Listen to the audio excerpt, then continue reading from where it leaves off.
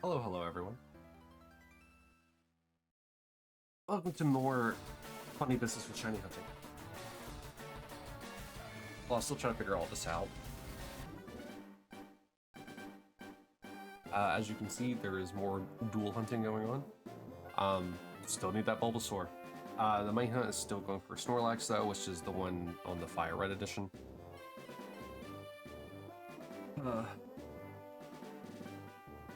I can already tell it's probably going to be a very goofy stream for me. I'm slightly like kind of like out of it because the medicine's wearing off. But that's okay. That's okay. We're here for fun. But yeah. A lot more Bulbasaurs and Snorlaxes to go through. So on top of the fact that I only have Snorlaxes on screen, I had to do Bulbasaurs after the fact. So right now, while Snorlax is at about to be 476, Bulbasaur is at 562 at the current moment.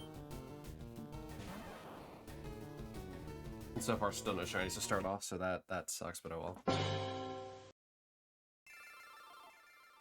Oh, count? Reset count? You gonna go? Oh, I didn't select one. Hold on. I didn't select it, that's why. Now it should go up. There we go. Been doing this for at least, what, 19-ish, 20 streams? And yet, somehow, I know it's 23, but like, more meaning like how many times I've gotten, or been hunting a Pokemon. And yeah, I still keep forgetting that I need to select the thing for, counting.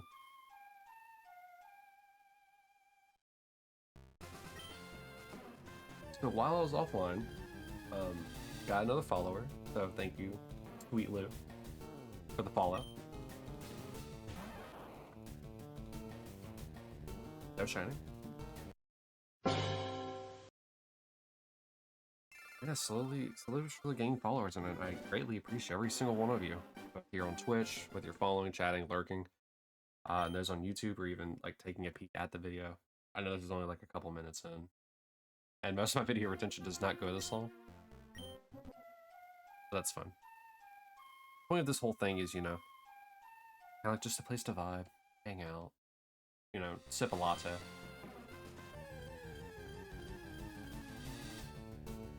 Play in the background, just be like ear noise. That brain sounds.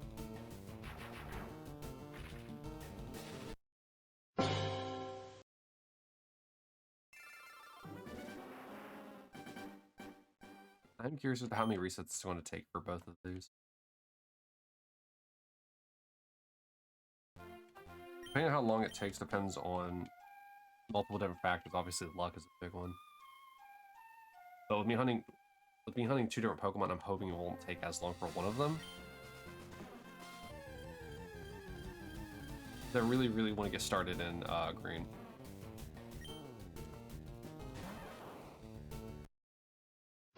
However, what would be a pretty crappy thing to happen is that, like, let's say I get a shiny Bulbasaur first. The thing that's gonna kind of suck about that is that, like, what if I'm playing through it and like another shiny happens to appear? Highly unlikely, but what if it did? I can't catch it because I wouldn't be streaming it while I was trying to play catch up.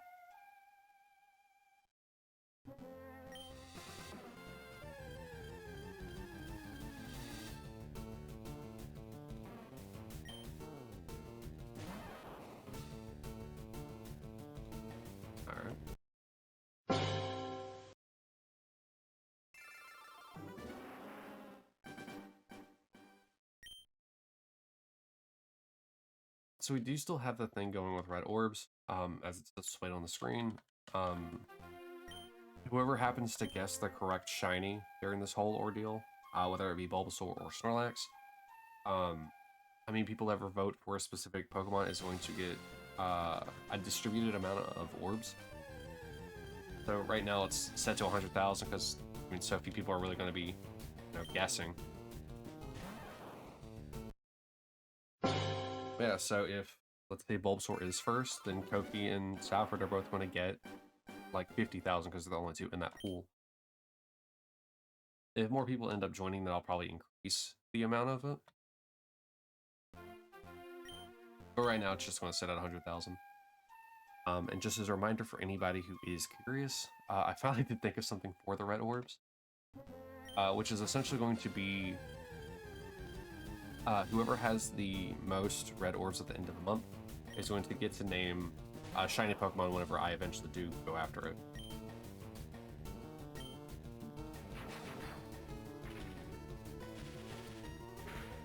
And then what will happen after that is I will reset that person's orb count to 0. And they'll start fresh, which gives other people who may be in like 2nd and 3rd, they'll get a chance, you know, get more orbs, that way they can become first, that way they can also name a Pokemon. It feels more fair this way than just to constantly like reset everyone.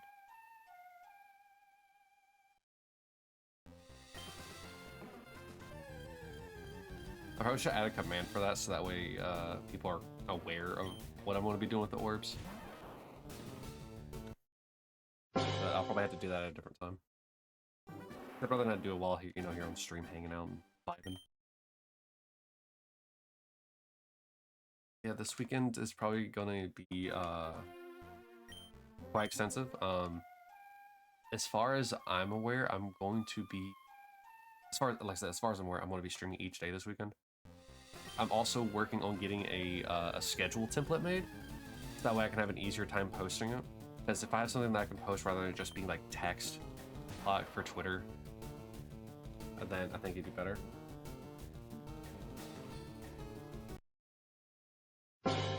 Because currently, right now, what it is it's every Saturday. Like every Saturday, I'm gonna be doing this Pokemon challenge. But the other days are always kind of like up in the air. Like normally on Mondays, I'd be doing like Legend Dragon right now. But instead, what I did this past Monday is I played Sword of the Necromancer Resurrection, the demo of it. And so that was a fun little time. Kind of a shorter stream, but it was still fun.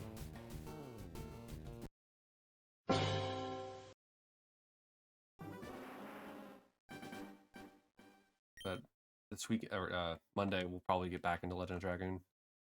They did update the demo for Sword of the Necromancer Resurrection, but it's probably going to be more of the same.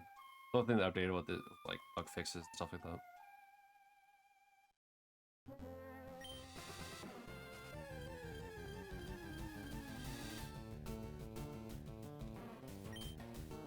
Alright, will Bulbasaur get lucky? Nope. I also have the audio set to Fire Red, which so that way it'll make it a little bit easier for me to be able to hear the shiny noise whenever it does appear, because the only difference between Snorlax, normal and shiny is it's just more blue, like in the picture down below.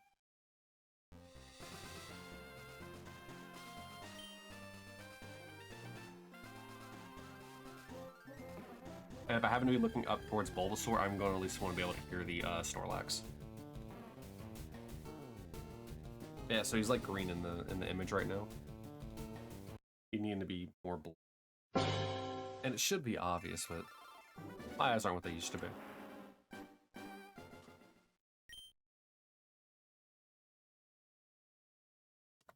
But it's crazy to think that I'm already, 23 days deep in this. Like, I don't know how many hours I've already put into it. I mean, game file's obviously at 13 hours.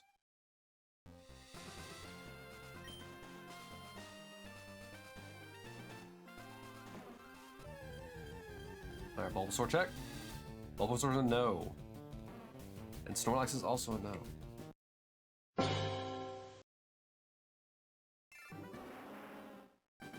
Let's see here. The Fire Red, yeah, just shy of 13 hours. But obviously that's only recorded time, so not counting all the resets for like 17 days that I did.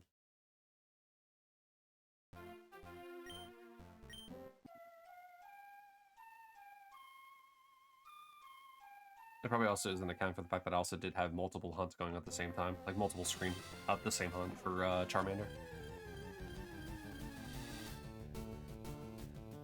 Alright, no Bulbasaur, no Snorlax. The nice thing though is that they have two different like events that can kind of occur. Like Bulbasaur will have that red kind of like sparkle icon, as well as being more green and kind of like inverted with its bulb in its body.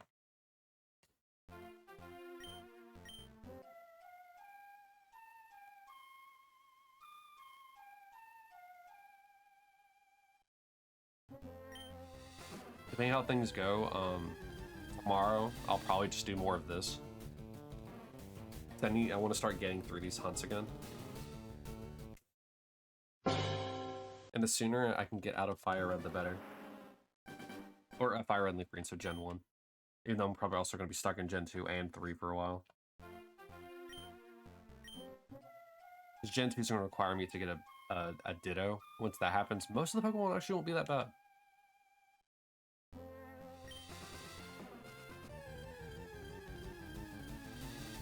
But Gen 3 is going to be hard. Because I need to get lucky with an early shiny, like, seed. Well, I guess maybe not, because I can always do, Fire Red, or the Fire Red. I can always do, Ruby or Sapphire for most of the game. And just use, like, Emerald for some of the other, like, outer Pokemon, like Rayquaza and Deoxys. Actually, no, I think I can get Deoxys in this game, can't I? I know I can get them in Fire Red and Leaf Green.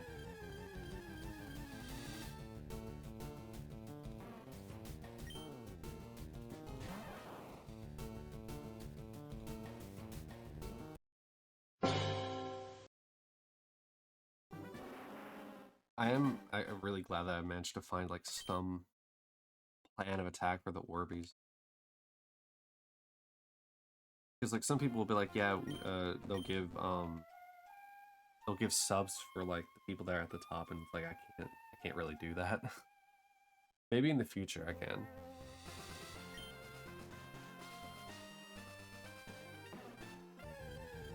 But right now, I mean, in the future it could be both. I mean, they could redeem either to have the name or the gift sub. Like I said, not right now.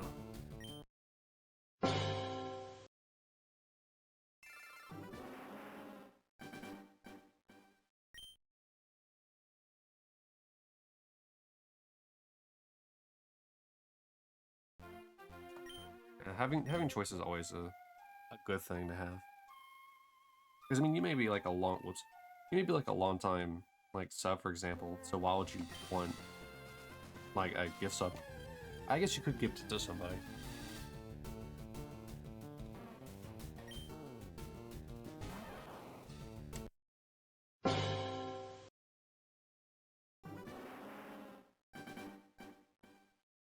Because at that point, it's like your prize to do with what you wish.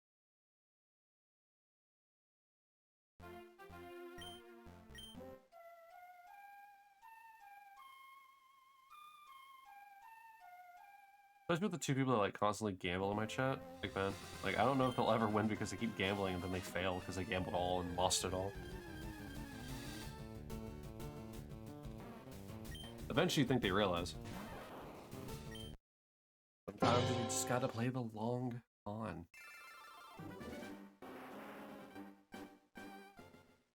Also, I should make like a fun little sheet that displays who the winners are each time, so that way I could be like, yeah, this person's won like 4 times in a row. You guys need to start dethroning them.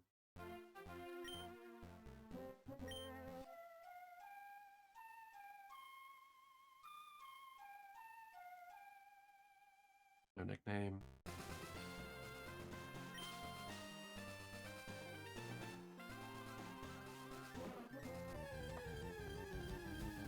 Alright, Bulbasaur's not. And it doesn't look like Snorlax is, dude.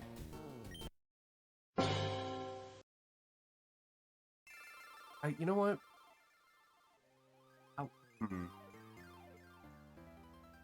I wonder if it'd be a good idea for me to... You know what? Yeah, you know what? I'm doing it for... I'm gonna do it. Hold on a sec.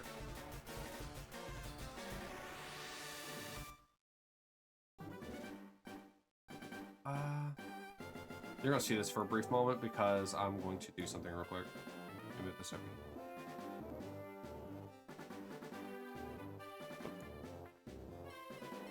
but hang on the screen for a minute.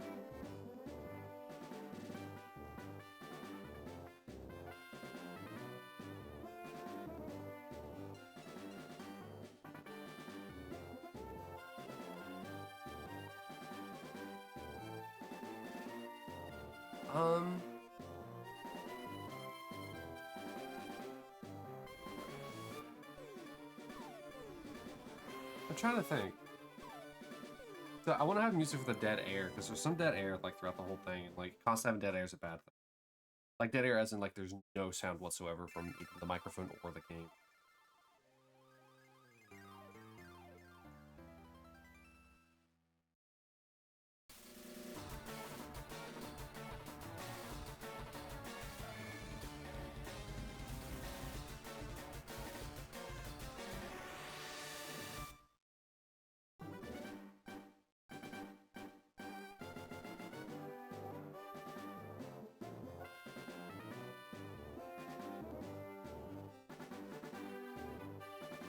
You know what? I have another idea.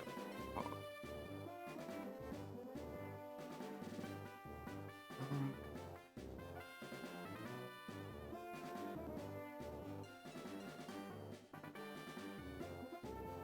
I'm blanking on it now that I want to do it. I'm blanking on it. I was gonna look up something so that way I could have like music playing in the back and back. I'm blanking on like. I'm blanking on what it is I was gonna look up. I want to play music, but I don't want it to be like copyright music. So I'm trying to think, because like my brain immediately into like lo-fi.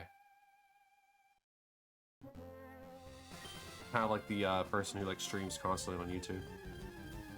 That is the music playing. Kind of like what, soft study music essentially.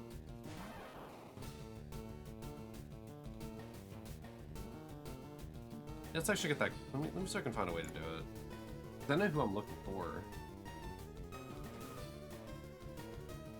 Oh, I know what I can do.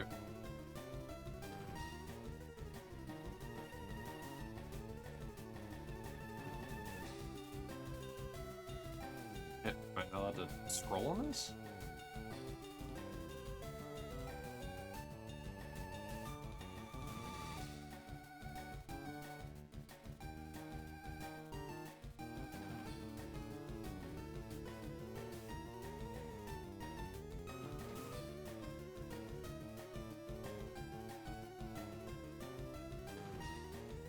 No, it's not gonna work. It's kind of like slightly too, I don't know how I'm gonna make this work.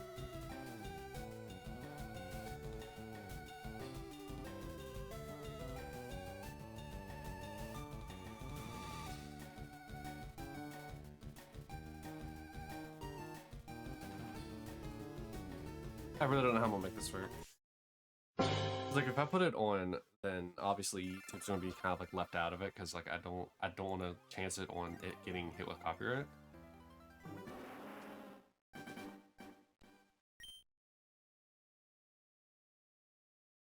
Maybe what I should do is like play play other Pokemon music, or like Legend of Zelda music or something. You know what? We'll do that actually. We're gonna play Legend of Zelda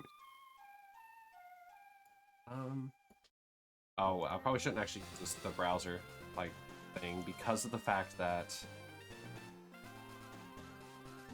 I'm not signed in on it, so I'll have ads. Oops. Alright, so let's...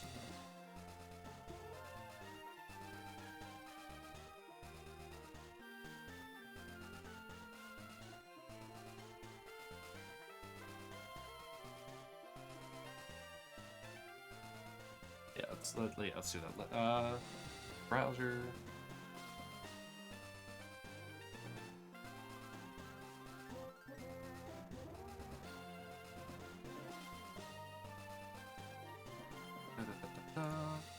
Set it to Opera. Turn it down slightly, because I don't know how loud it's gonna be. If I play Zelda music, this will be other game music.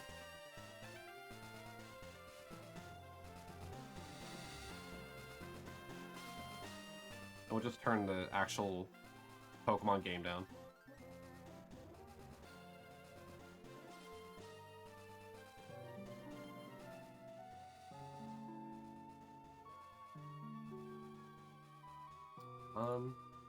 fine. It's probably gonna be like slightly like sound poor for a moment while it tries to balance everything out.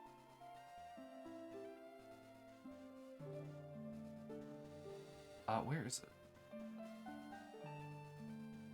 You know what, here's what we're gonna do instead. You know what, we're just gonna instead just mute this. Just have like simple just Zelda music playing, I guess. I just need to make sure it's actually in the capture as well, because I don't want it to just be silent for you guys on YouTube. Alright, so it's in the right channel.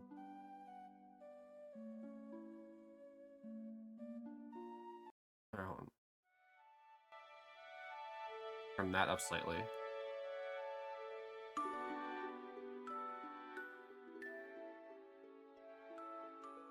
That might still be a bit too loud, but it'll be fine.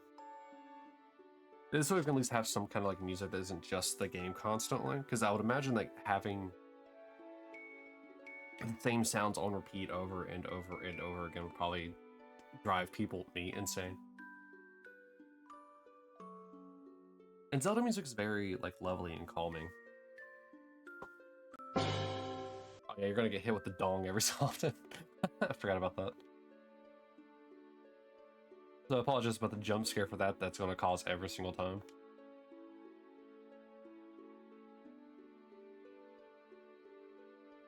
It's also going to probably be helpful to not constantly hit the Pokemon.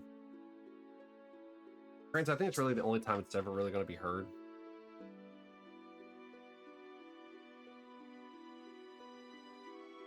Because once this Snorlax is caught, the only other time you'll hear is whenever I'm going through with the other Snorlax, and I'll just kind of steamroll through that one.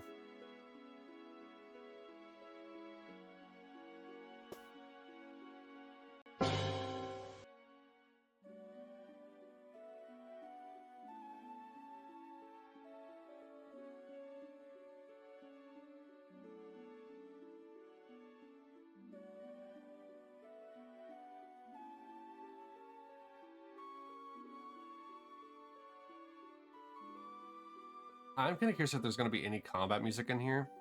I doubt it, because it's like Zelda music to like relax or like study to. So I suspect there's probably not going to be any battle music. So I am very, very curious if oh, the Mart music's going to be in here, the one from Twilight Princess. I could check, but I want to be surprised by it. Was it Malo Malo Mart, I think is what it's called?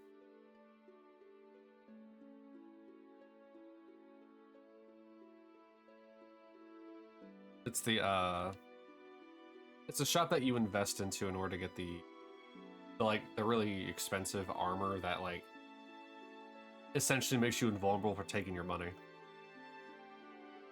Or sorry, while taking your money.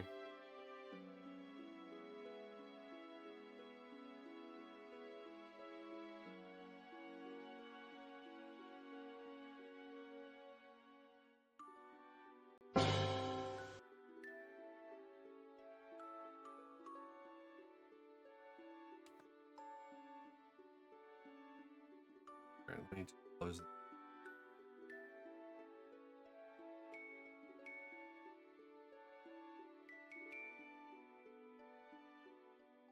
I wonder if Midna's song will also get put in here. It's not really combat, but it is sad.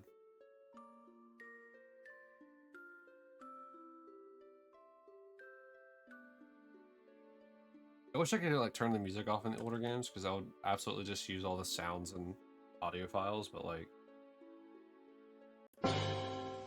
I can't really.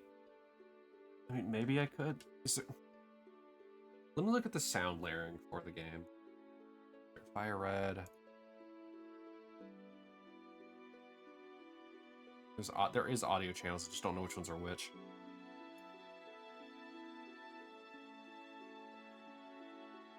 Maybe next time I'll figure that out.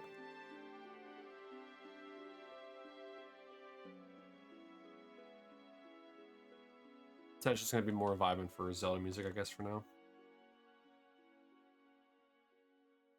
I will probably get hit with some copyright stuff, just because that's how like Nintendo games kind of are. They get hit all the time. I'll live, I guess.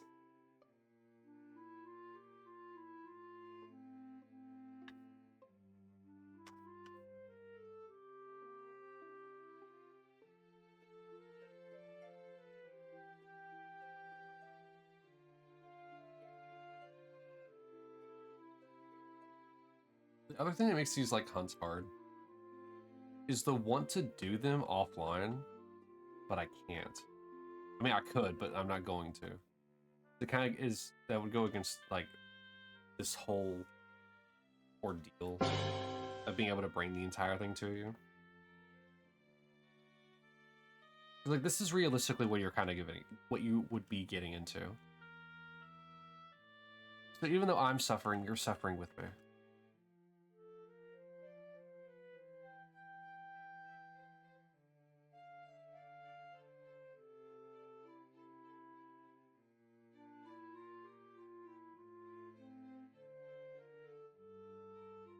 Alright, so Bulbasaur's not shiny. And I don't think Snorlax is either. It's not. Okay.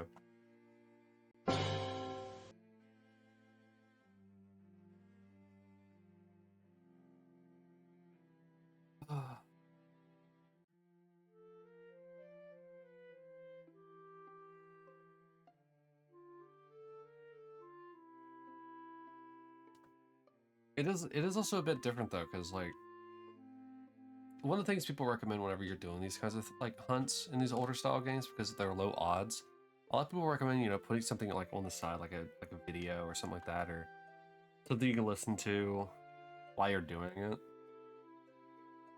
But I kind of can't do that. Because like if I put a video off to the side, I'm going to get distracted watching it instead of, you know, trying to put it on some kind of like soft entertainment thing for you guys. And I want to be here, you know, when like in the moment rather than like being kind of like I am just shiny hunting while I'm watching the show.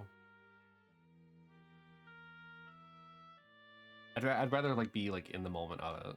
It's like when the shiny Pokemon does happen, it's gonna be a lot more.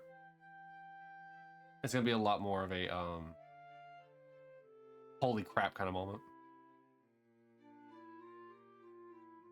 The other thing that does kind of suck about having the music being playing instead of having the game audio is that I'm gonna be kind of like messing up my clips, but that's okay.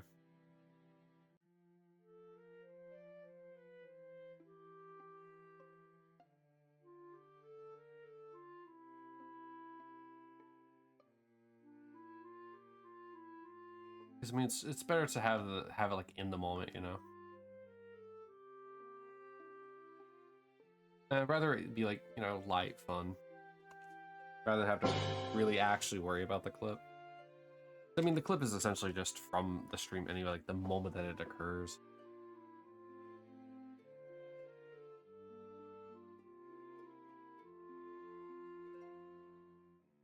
The thing that's going to be real goofy though is that, like, let's say for example, I do get the Bulbasaur first, and like let's just say it's halfway through the stream, not today's stream, but just halfway through a stream.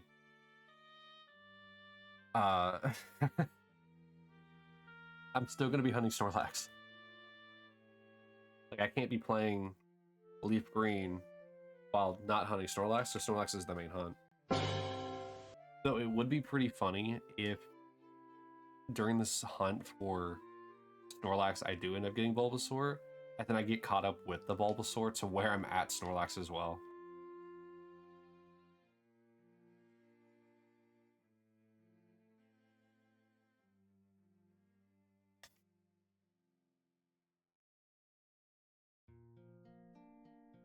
Uh-oh.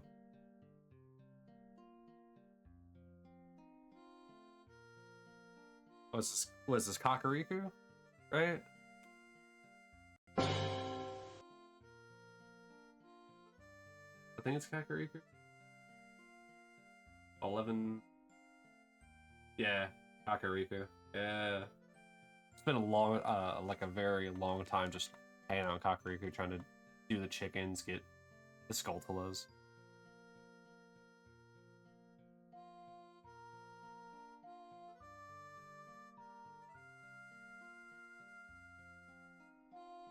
So I'm no stranger to this music. Though it is better to hear it, you know, without any kind of movement instead of the wailing chicken noises.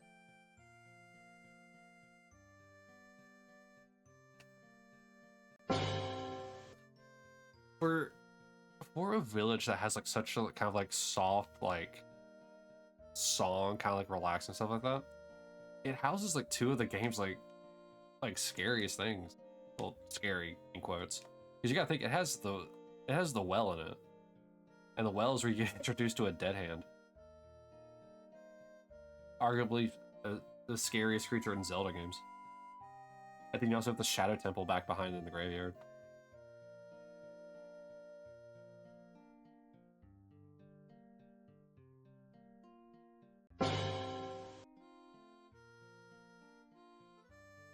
It is though kind of like, it is nice that the Lens of Truth that you need for the Shadow Temple is in Kakariko as well, because that's what's in the well.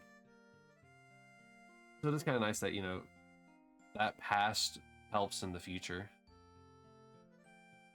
So I suppose if you know what you're doing, you could just you could ignore it if you knew where to go in the Shadow Temple. You don't need the Lens of Truth.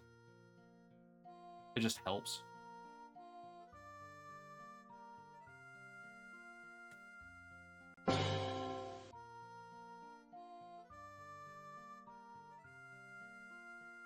I like how it's like, you know, doing a Pokemon shiny hunt talking about Legend of Zelda. That's fun. You know? Conversation shouldn't really be tied to just the constant what's on screen kind of thing.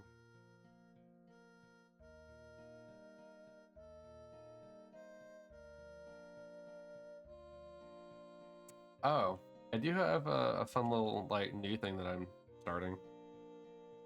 Not for stream or anything like that, but like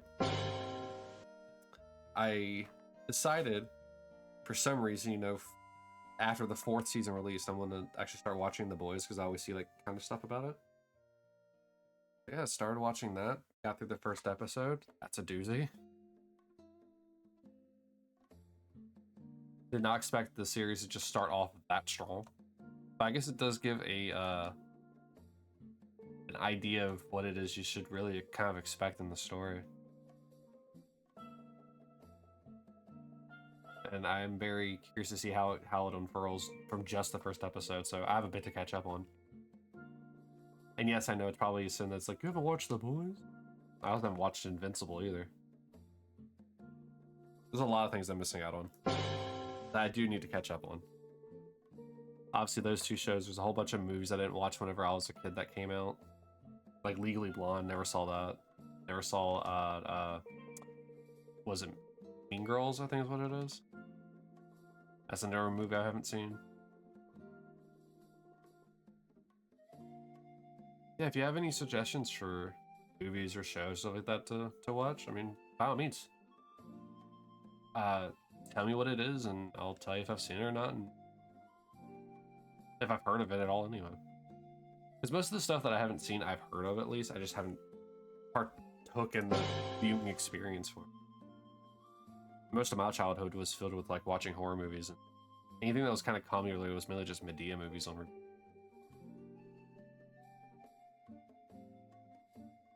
I also did watch a good bit of action films as well. No, I still haven't seen the Christmas Spectacular of Die Hard.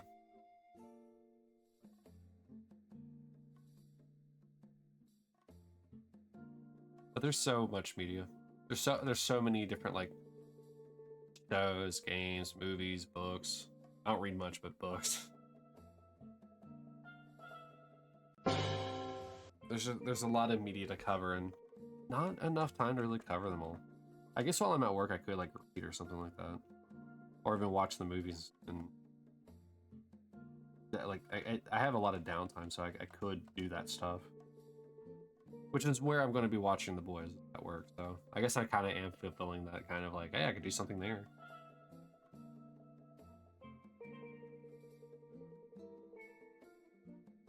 I work at home. It's a bit of a different story, but I'll try to do what I can.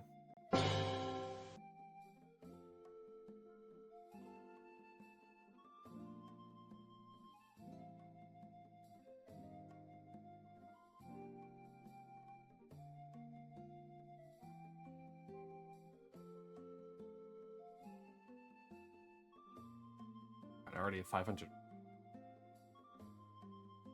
Just flying through the resets. It does kind of suck that they're like, they are slightly different speeds. Like, I can get to slightly more Snorlax checks than Bulbasaur.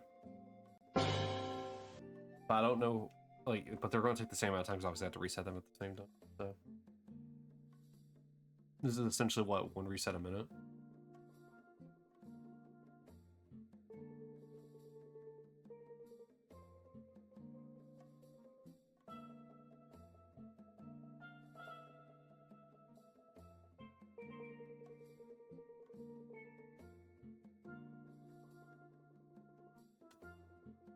I mean, I think that right there is probably the fastest reset I can do.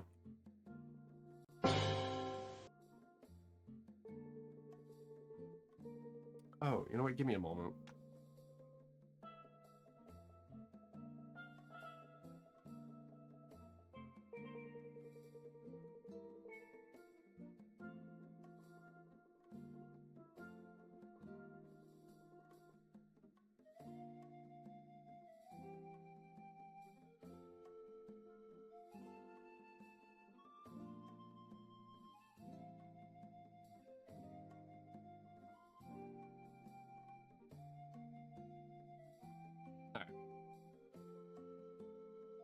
I will have to step away in a minute again, but just not, won't be gone long. You can just vibe to the Zelda music.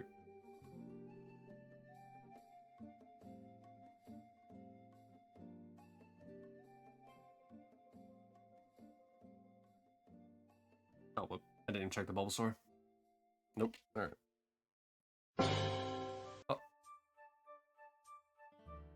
I'm probably gonna get songs in here from games I don't know in the Zelda series, and I played a good majority of them. I just haven't been able to play like some of the more newer ones. Newer when I'm about to list one of not a newer game. Like for example, I had never played Skyward Sword.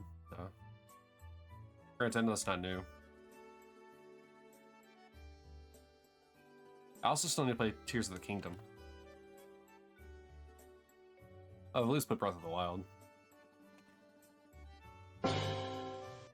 Got stuck on talking about Zelda now. Yeah, let's see what we're listening to now. Funny enough, this is a Skyward Sword song.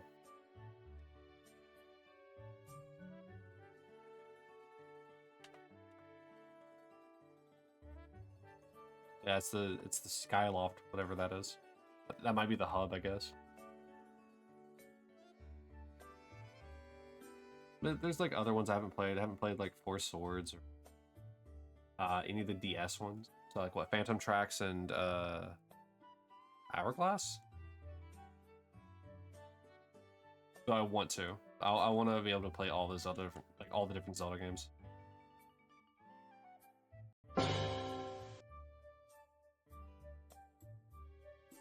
I need, and I know this is going to be severely taboo, I need to play Majora's Mask. I tried to play it, but I don't like the timer mechanic. That was when I was younger, and I probably still want like when I'm older, but I still need to. I still need to go through it because it's definitely a game that a lot of the Zelda player base likes, and my best friend loves it too. I just couldn't get into it when I was younger, so maybe now's the time to do it. Especially whenever I get a 3DS capture card, I can do the Majora's Mask 3D. I wonder how that would translate over to stream. So, like, you couldn't enable the 3D because that's the screen itself, not the game, right?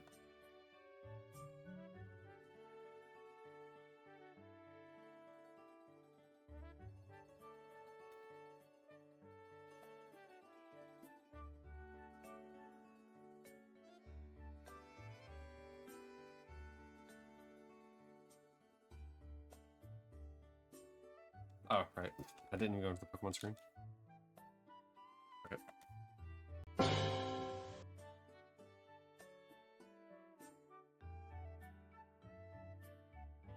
It does feel weird though, finally getting to like my second/third hunt. Like after so long.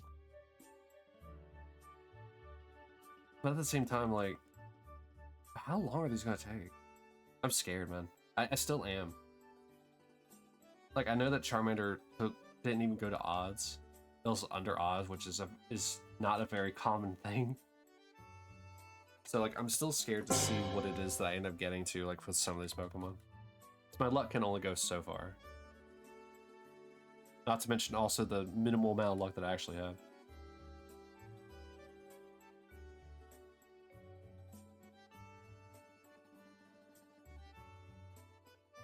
I do wish my luck would translate to like other games.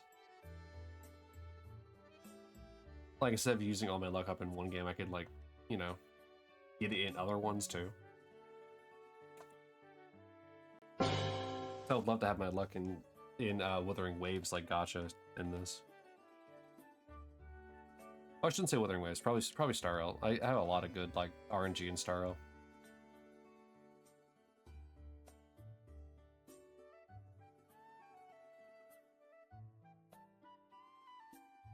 But that just also might be chalked up to the amount of summons that I constantly have. So I guess I just get more chances.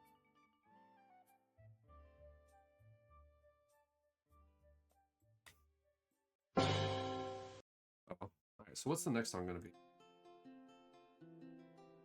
We got a Twilight Princess song. Meeting Ilya.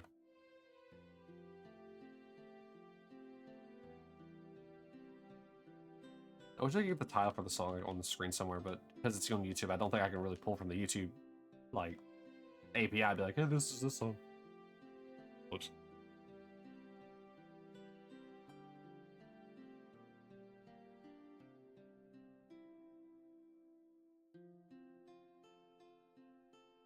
An important name for like naming these shinies and stuff like that is you can also do retroactive ones, by the way. So like the Charmander that I got, let's say, you know, down the line, somebody's like, yeah, I want that Charmeleon to be named this. I mean, I can always go back and do it if no one else has done it. Just take it to the name changer. Or name reader, I think, in this one.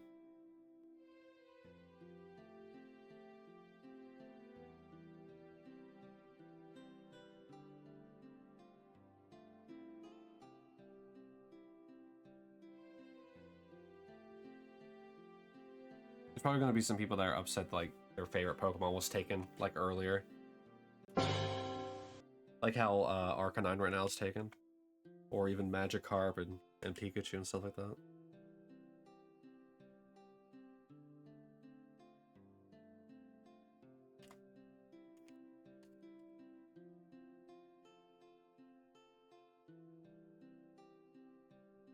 I guess in the sense of speaking, like the earlier you came, the more opportunities you had to naming them.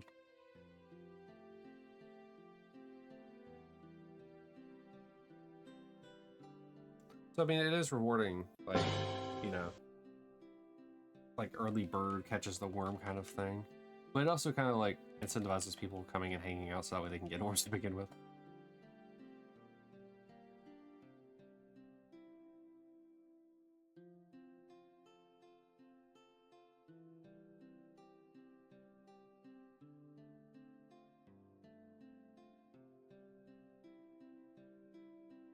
Like right now, because like no one's here or at least no one's talking or anything like that, I haven't been doing any of the raffles because like they'll just kind of go to waste.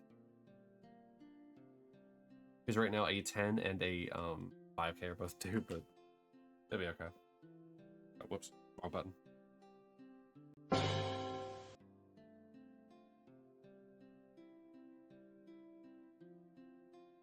Yeah, it's fine. I can vibe on my.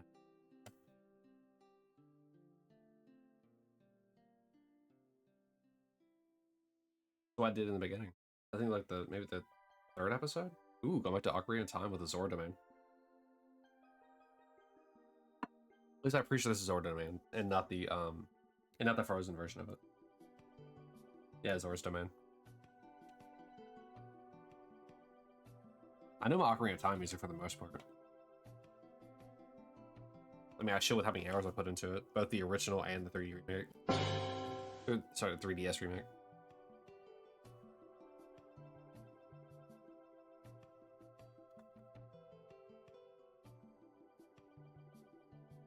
I guess to be fair, like Legend of Zelda, like Ocarina of Time, like definitely one of the goats.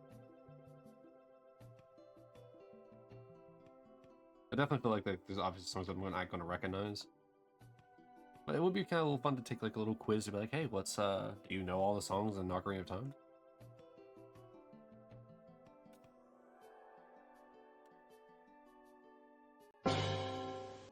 Oh yeah, speaking of Ocarina of Time, like and Majora's Mask from earlier, it's very impressive how quickly they were able to like turn around on the development of Majora's Mask. Granted, it uses a lot of assets from Ocarina of Time, but like you really wouldn't recognize half the things in that game. Like all the assets they use, which are probably new, but like all the music's different. Like just it's impressive how quick the turnaround on that game was. I think it was like a year, maybe two, from like Ocarina of Time, and they did it, man.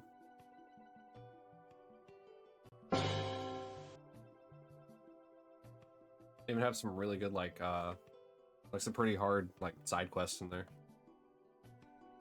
You need to like have a good number of prerequisites.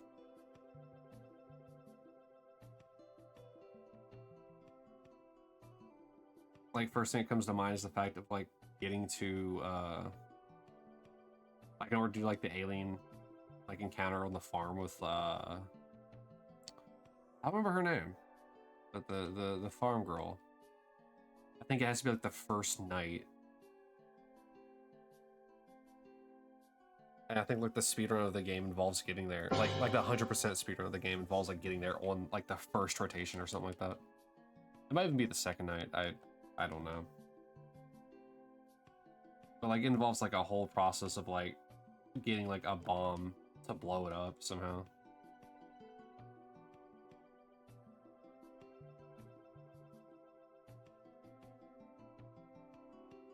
There's also like about properly timing when to like put money into the bank. That way you can get like things out of it.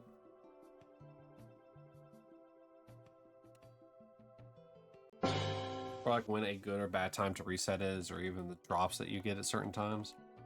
Since it all kind of resets when you reverse time. The game is crazy for how well it's able to do things.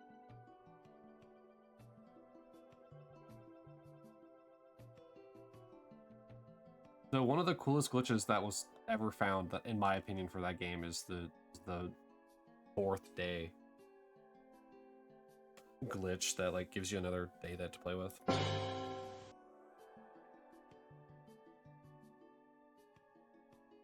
And I never actually looked too much into like why that happens. Like finding videos for it. I mean, it could just be like a data leak. Or it just really thinks, okay, there's another day here because you happen to skip the activation timing for the moon crash event. Is this the Temple of Time from Twilight Princess? 30 minutes? No, it's from Wind Waker, Sage Larudo.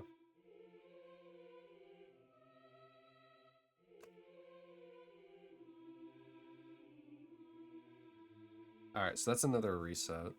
Alright, give me a moment, I'll be right back. I'm gonna do the reset on that and do this. Go to this screen.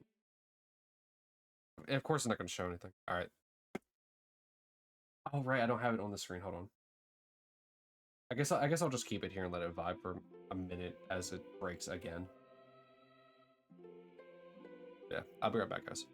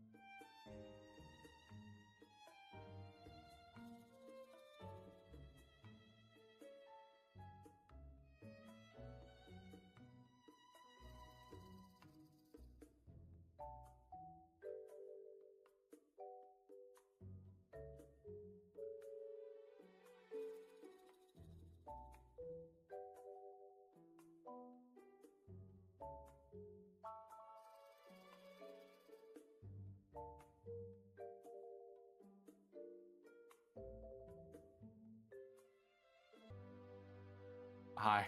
Whoopsie. Forgot to forgot to pause the recording earlier, so there's probably like 5 minutes of just like no sound, and then now it's resuming because I came back in to pause it. It just occurred to me that I could have just switched to the intermission screen and just put on different music. You live and you learn.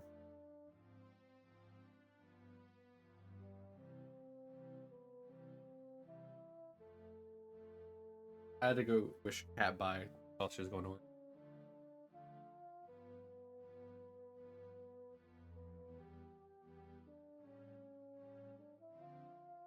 Alright. Alright, still no shiny. Yeah, let's see, where are we at with me? The 42 minutes. We're listening to Twilight Princess's Departure.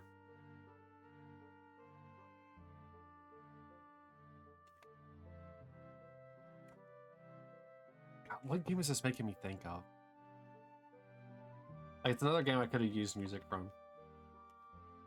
I'm like heavily blanking on it right now. Oh, I remember now. Now that this section start playing again. I feel like I could play music from like Kingdom Hearts with this.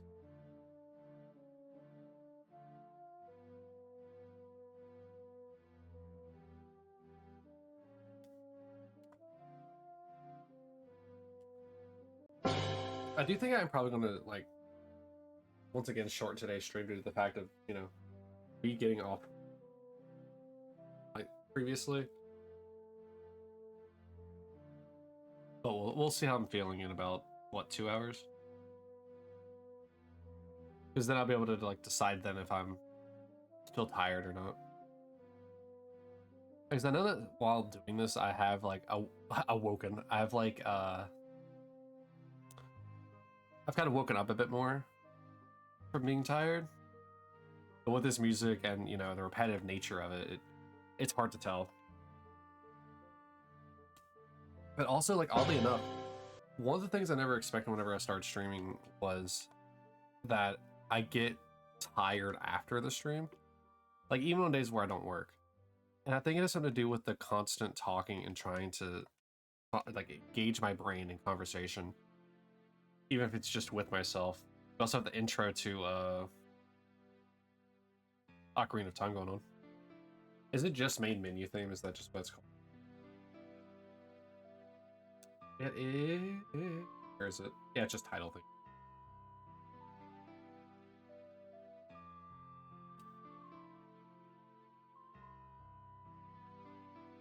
Alright.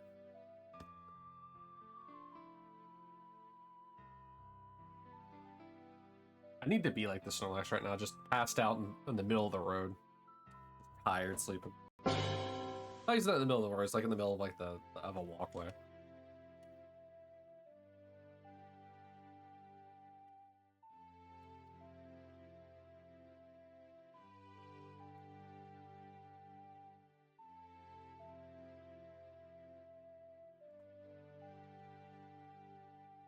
Also, like, despite like the fact that like my computer, or maybe it's not my computer, my internet, like just keeps disconnecting from OBS every so often, and that I don't really have that strong of a GPU on the computer. I mean, obviously it's strong enough to do this. Like, it is nice to know that like you don't really need much to get started doing this. You just kind of have to be willing to set things up and get it going. Which is kind of like what I've been doing here. With like all the shenanigans, chat being over to the right, you know, the team thing down below. Because I'm also still learning OBS while doing all this. I didn't even realize that the thing in the bottom right with the team like kind of swapping slideshow, I didn't realize that was a thing. But the fact that I can put that there and have like the full team display just over time rather than just having them like all 6 displayed at the same time,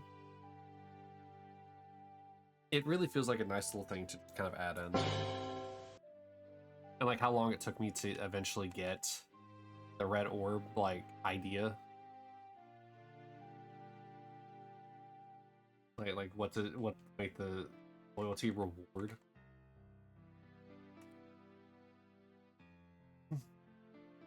So I'm happy for that. I mean, like when it comes to streaming and stuff like that, it's always a slow grind. Trying to figure out like what it is you want to do, the identity that you want to have on Twitch. And I mean, obviously, I can't really speak to anything. I mean, I have what 100 and some odd followers, and like a handful of subs, most of which have been given by Koki at this point, or currently at this point. So like, I probably am not like a good voice of reason in regards to like, hey, this is what you should do. But I will talk about like my experiences like with doing it as I continue to do this, because it's good to be transparent. Obviously, not about every little thing.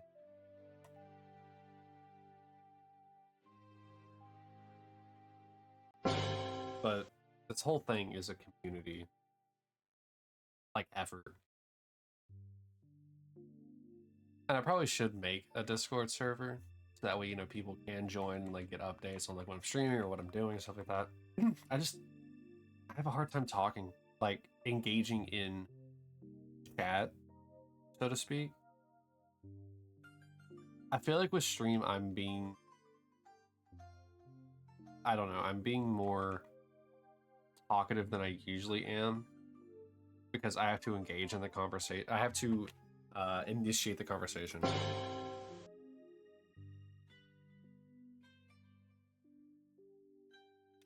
So sorry about the song being kind of quiet. You know, I'll turn up a little bit. Put it 18 and a half.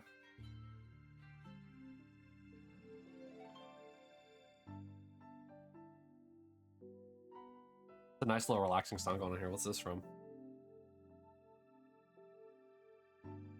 48. Oh, okay. It's Gerudo Town at night. I haven't played Breath of the Wild with like headphones or like earbuds or anything like that, so I don't have like an intimate knowledge of its music.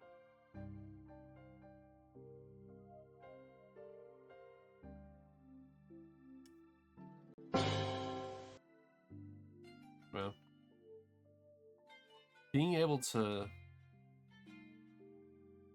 be here and just, you know, someone you can vibe around, like just hang out, listen, or anything like that.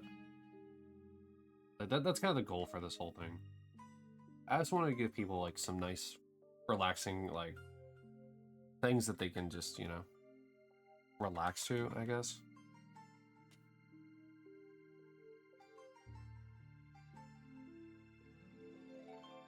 Granted, I hope this isn't like me doing this isn't like putting people to sleep.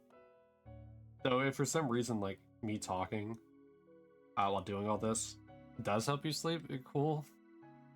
I'm happy I'm able to help you sleep. I just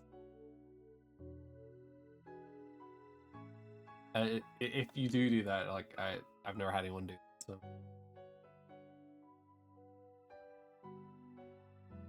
I try to be genuine in like my feelings towards things. And I get that kind of makes things slightly more parasocial with like the people in chat or in like the comment section of you. It makes things a little bit more parasocial because as I talk about things, people feel like they know me. And while that may be true, it's also kind of not true at the same time. We're back into Wind Waker with its title thing. AKA Fun Time Assassin's Creed Black Flag.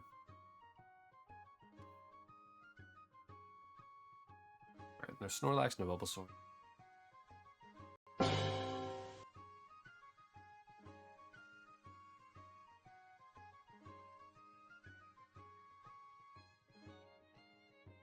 But regardless of the parasocial aspects of like how all this is, I do still appreciate everyone being here.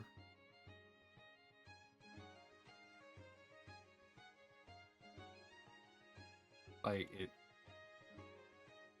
it goes a long way just having one person.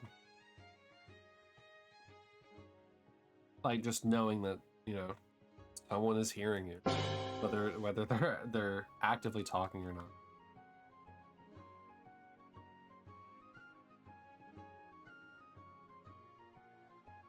Yeah, thanks.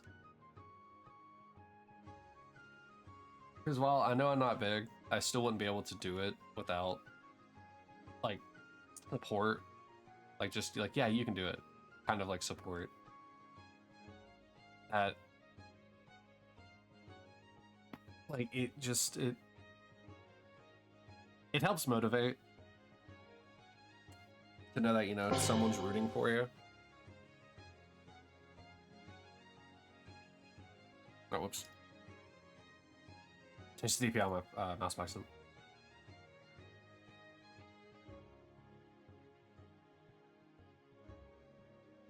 Because everybody needs motivation about the things that they do. This is a slightly hard thing to get myself to do each time. Like, I want to do it. I want to get through this challenge, and I want to show people, hey, we're going on a journey together to get all the shiny Pokemon that I can.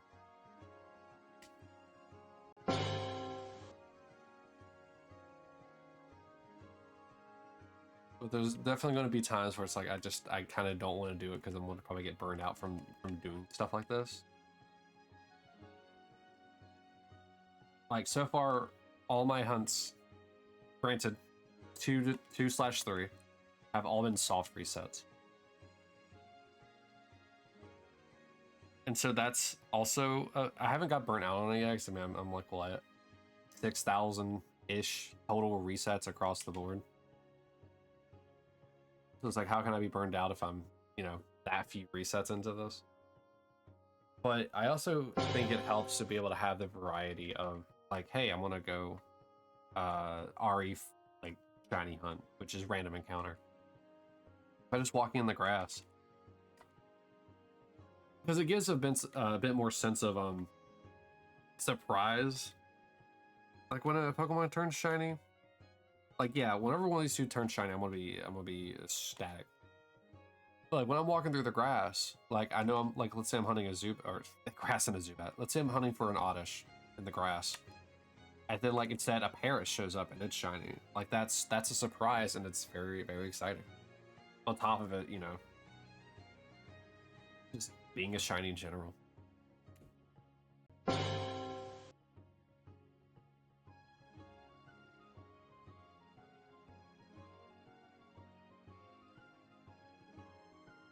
The same can kind of happen with fishing as well. The only thing that kind of sucks with that is that it's also kind of like a stagnant thing like this is. I just have to pay attention more because of the grab, or the bites. I don't know how I'm going to get through those hunts, because those are going to be hard ones to multi-hunt.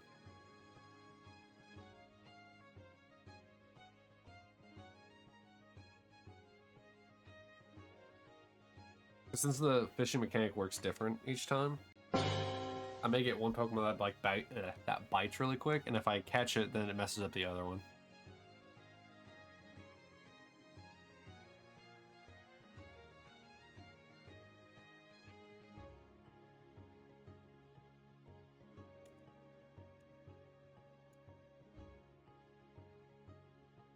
But we'll cross that bridge when we get there.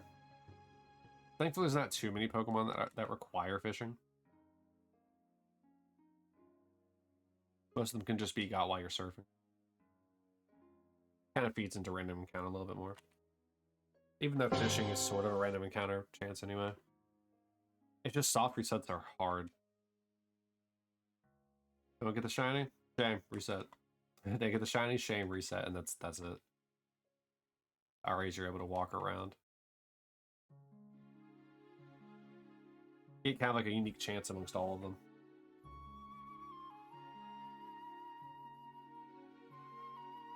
We'll listen to next.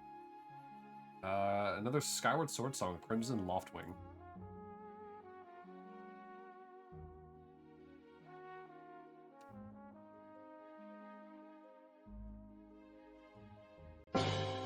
Since I'm not using Pretzel for like the Zelda music, I'm just saying what they are. Like, I like what this sounds. Let me look it up. Because you never know how people are going to find their favorite song.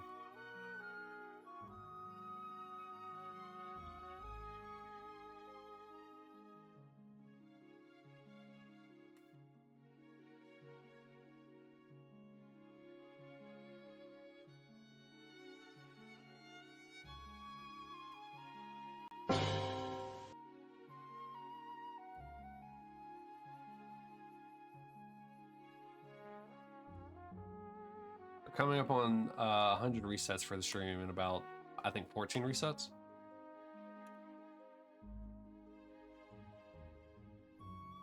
So these are definitely more slow going than the Charmander one. Oh, but also talking about like the whole burnout thing of like doing soft resets. I think the reason why I've been only doing like one stream essentially of Pokemon each week is for that reason, so I don't get burned out. Because if I'm doing it like 2-3 times a week for months, I'm just not gonna want to do it. So I'm trying to keep things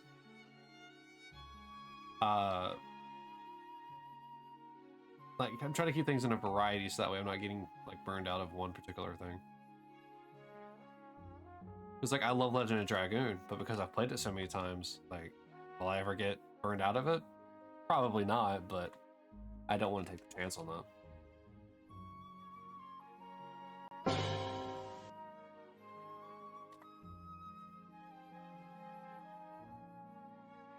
I mean, I've gotten burnt out on gaming like as a whole before, and that really sucks. Because then it means I have to like find something to kind of fill that void, which happened for like I think like 2 months. All right, the shop music and no, it's either the shop music or it's Kakiri Forest. I'll look in a moment.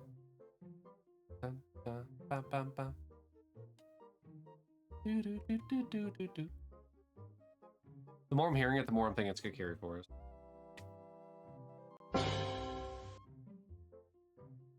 Let's see here. 58. No, actually, it's it's not actually Ocarina of Time. It's Twilight Princess inside a house.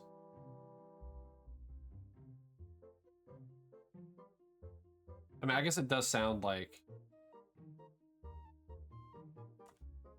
it doesn't sound like kind of like Nintendo 64 like bits, I guess. So I guess that makes sense because it is a GameCube game. So it would sound more up to date. All right, I guess it got me there.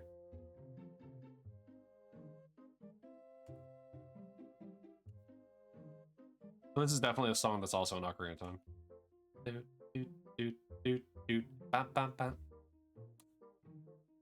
Yeah, this song's also embedded in my head, so I just picked the wrong version of the song, I guess.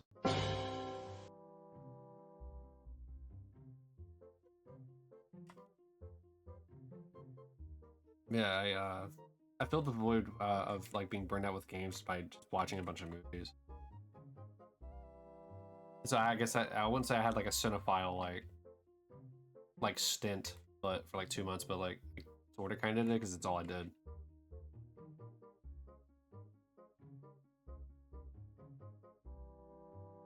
But like, does anybody else like kind of get burnt out like that, like with the media that they're consuming? Because after I did that, I couldn't watch movies for a bit, so then I had to watch YouTube videos, and then getting burnt out on YouTube videos, I would then have to go like TV shows. Then I got burnt out on TV shows, but I was still burnt out on movies, so then I had to go watch Twitch, which is a very interesting thing because like I never really used to watch Twitch much until I went to the job that I'm at, and now I'm almost now I'm almost kind of like semi daily going to Twitch streams. I think like Sundays and Mondays like the only days I'm not really going to Twitch streams. I got the Lon Lon Ranch. Is this one at least from Ocarina of Time? It is, yes. Like I was gonna get hit with like a curveball. Like, yeah, this is actually the one from like 1992's Link to the Past. Like, oh, okay. I don't even know if they have the technology to put vocals into the SNES version of it.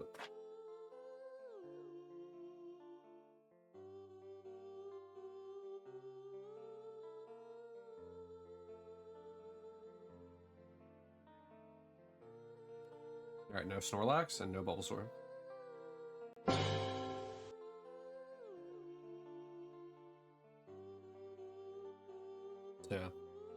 once I kind of like started watching Twitch streams again, once I kind of started watching them and getting to interact with new people, it's kind of what started me in the whole like wanting to stream again, because I used to stream all the time. Well, sorry, not all the time, but like I used to stream just like casually from my Xbox itself. So I didn't have this whole setup. It'd just be the game and microphone.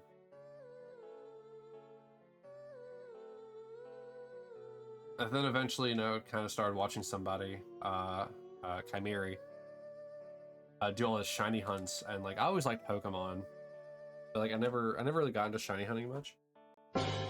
But he made it look so fun, and it is, because there's this sort of like welling of like anticipation of when the shiny appears, which is why when I got Charmander, I was so excited. Because I mean, not only did I get the hunt I was going for, it's the first one I actually hunted for.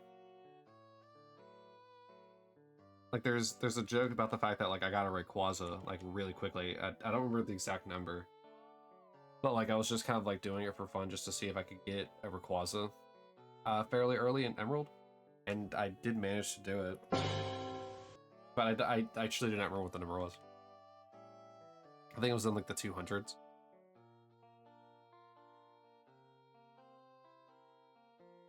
So obviously with it being in the 200s, you know what that means for the hunts whenever it comes to stream. I'm never gonna get that Rayquaza.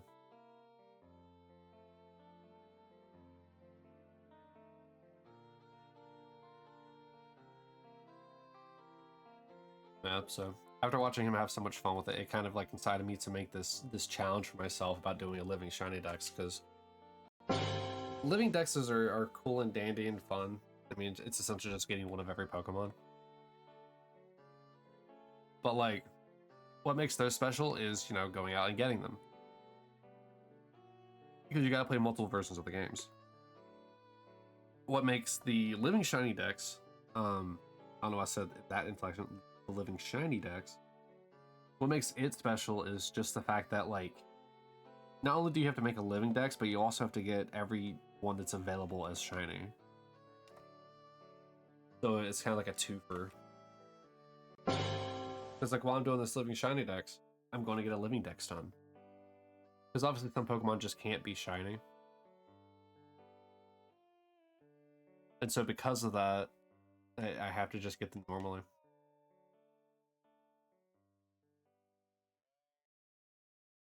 What's also probably going to end up like backfiring me as well is that there is probably going to be some unique Pokemon that I'm not going to be able to get, because they were like giving away like shiny like one time, and I wasn't around in that game set whenever it got released. So unless someone trades me, when I can't really do anything about that. And even then, I feel bad for trading a shiny for a non-shiny. So let's see, 105. So this is Breath of the Wild, Terry Town, normal. And the one that's actually going to be playing next is The Wedding.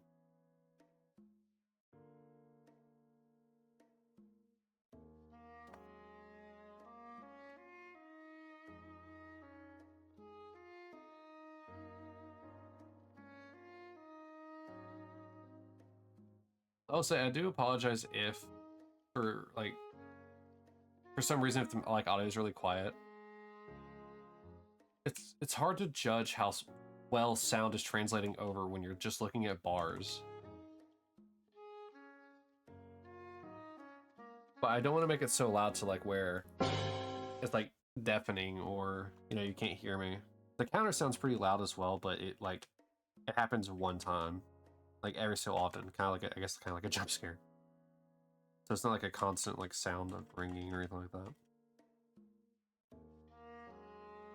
And after you've heard it like, you know, a handful of times, you kind of get acclimated to the cadence of when I'm doing them. Or if you're watching the screen, you can see when I'm about to reset if neither of them are shiny.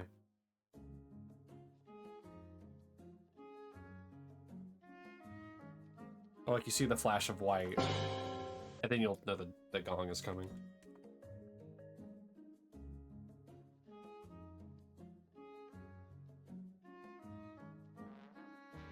I will inevitably though get rid of the noise and just have the counter go up each time. I just think it's a nice little fun thing to just have right now for people to be signified, hey, there's another reset. When it comes to random encounters, I think is when I'll probably turn it off. Because those would be essentially happening like every like 10 seconds.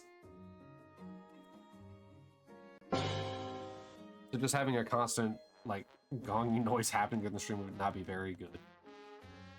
Like, so this is like essentially like 1 minute. Maybe one every 45 seconds. So it's not like too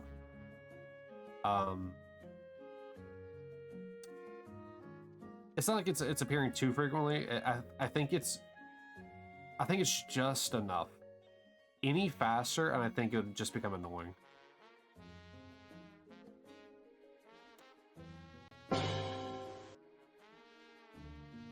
Also, I can see how fast each reset is, since now I have convenient ad break, I can tell how long this is going to take.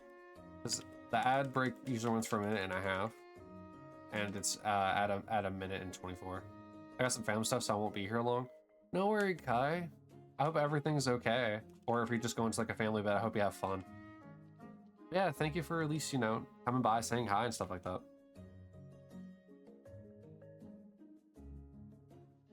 As you can see, I'm still dual hunting. I got some Zelda music playing in the background because, I don't know, something different.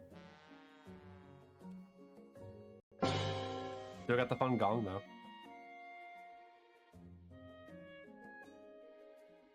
Yeah, it's like a Father's Day get together. Oh, okay. Well, I hope you have fun. Maybe one day too you can join the cool dads club.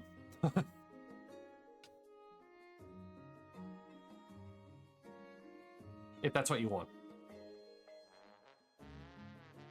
Oh wait, no, you have a dog. You're already part of the cool dads club.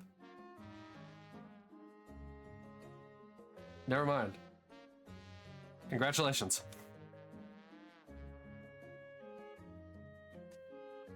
I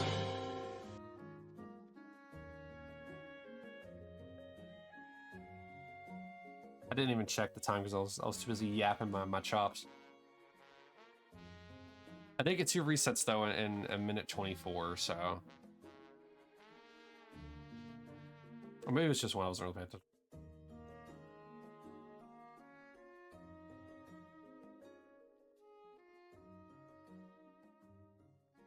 Just make sure that when you go to the get together, you go in socks and sandals, the real dad. You know? You gotta support the fathers. Is this the wedding one? No, no, that was the wedding one just a moment ago. This is Outset Island from Wind Waker.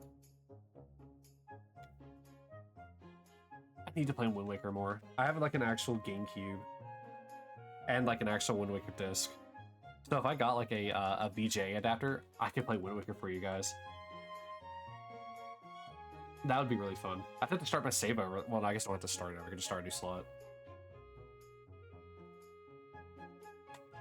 That'd be a fun one, like playing like Zelda on stream. That'd be real fun. I love Zelda games. Their combat combined with puzzles. It just mashes stuff I love together.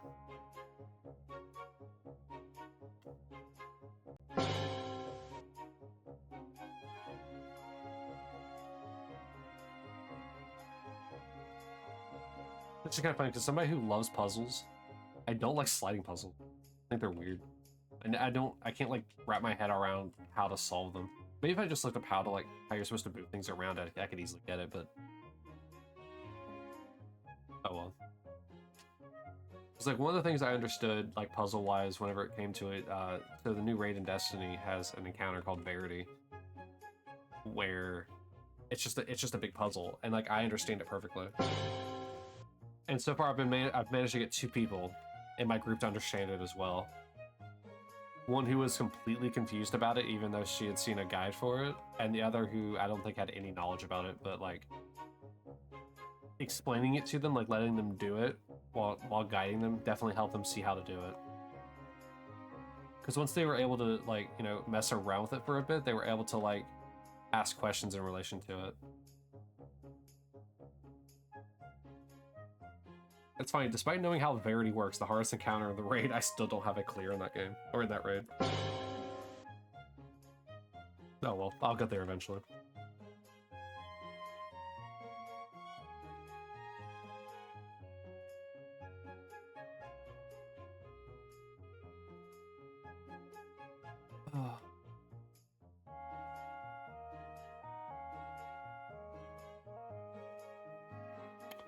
It's outside the starting island in Wicker, or is it the one that you get to after like prison?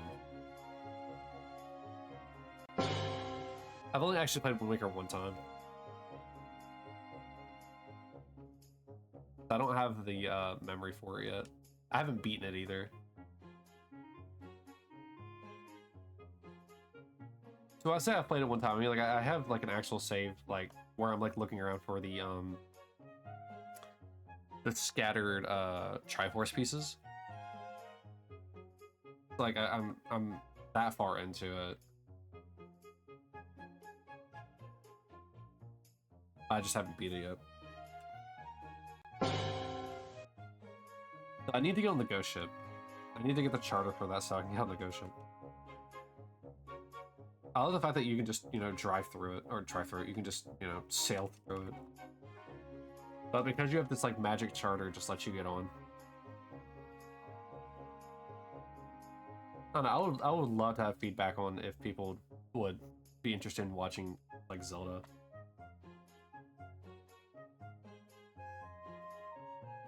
Because on YouTube I did, I think I did 2 Zelda playthroughs. I know Minish Cap was one of them. I don't remember what the other one was. Maybe it was Link to the Past too, but I know I did Minish Cap. And then separately I did, or not separately, but like off stream, one of my favorite like games for Zelda is actually Oracle Ages and Seasons. Those are both Game Boy Color games. And how they worked is they essentially would work in tandem with each other. So you would finish one game, it would give you a code, and then you put it into the second one, and it actually acted as a continuation of the adventure. So it's one really big story. So let's say you start in Ages, finish it, then you go to Seasons. You could either then start just a new Seasons playthrough for if you wanted to, or if you inputted the code, you could continue through Seasons as if it was the second part of the story. So then you actually get to the final true boss of those 2 games.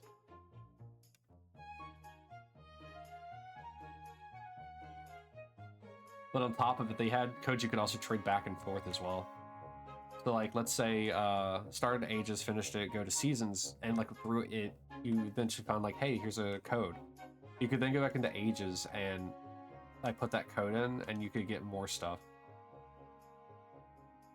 It was a really, really cool feature. I don't think the codes are static. I think they're like specifically tied to your seed for your games. But I don't know that for a fact. I haven't looked into it much. It's just a really cool, like, for it. Alright, so the song that we are on now is Skyward Sword's Romance.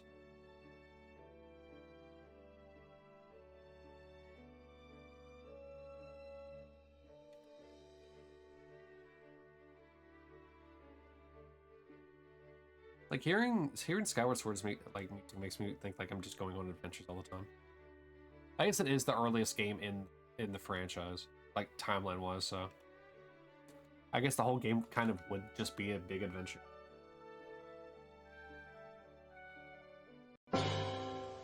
Though it is also really cool that you need like the Wii Motion Plus in order to play it, because you're actually moving the sword with your Wiimote. While Nintendo does get like a lot of shade for like some of their like games or business practices and stuff like that, some of the ideas for games that just appear on Nintendo are so cool. Like obviously, you know, Wiimote, you're supposed to be moving it and using it and stuff like that.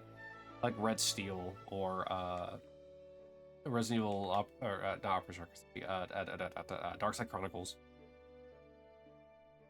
Like obviously you're using them to like aim or like swing swords and knives and stuff like that.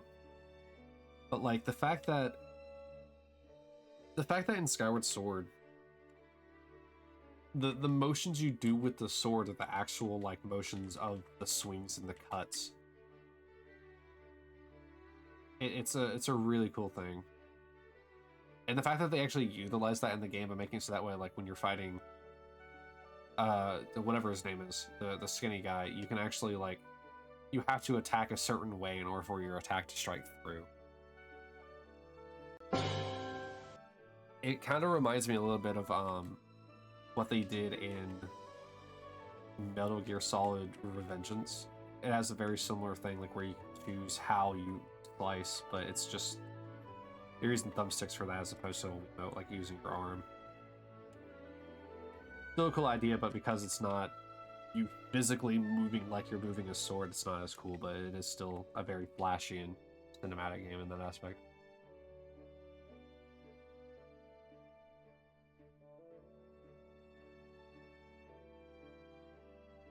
Yeah, that's one thing you can always say that Nintendo has with most of their competition, is they do have some pretty innovative games. I mean, some of the oldest games that people rave for, I mean, or Nintendo. I mean, think of Chrono Trigger, a SNES game. Obviously, you have Pokemon, one of the biggest franchises in the world.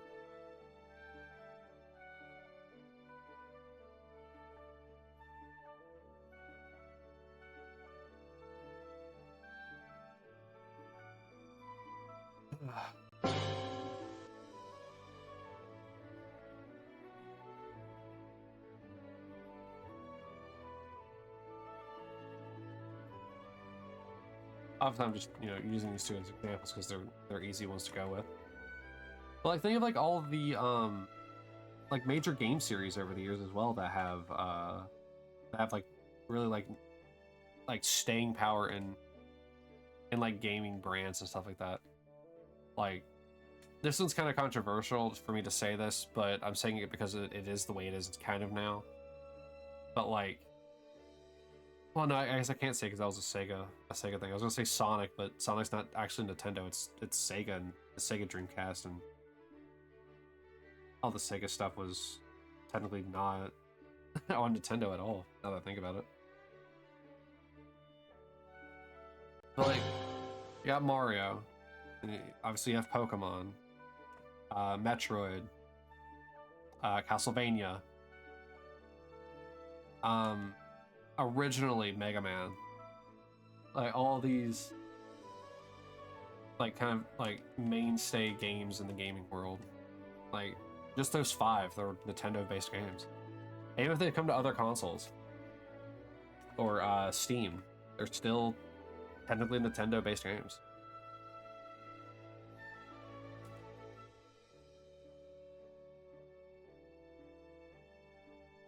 Also, this makes me think of Kingdom Hearts music as well. Yeah, like Nintendo may do some shitty stuff, but at the very least, they have some pretty strong mainstays. So the song that's about to play now is Twilight Princess's Ordant Illit. Can't word.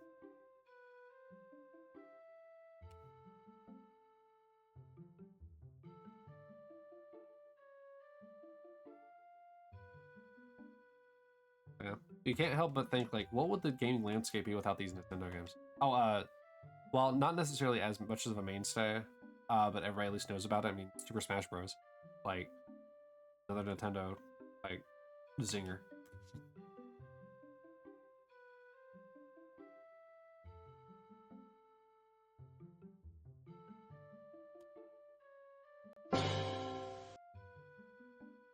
What would you do without these games? Your childhood would be fundamentally different. Because almost anyone born during the past, essentially 25, well, I shouldn't say past 25. Anyone who's born between the 1990s and like say 2010s, like you essentially know all of these games, or at least know their existence, or at least played one in the series of them.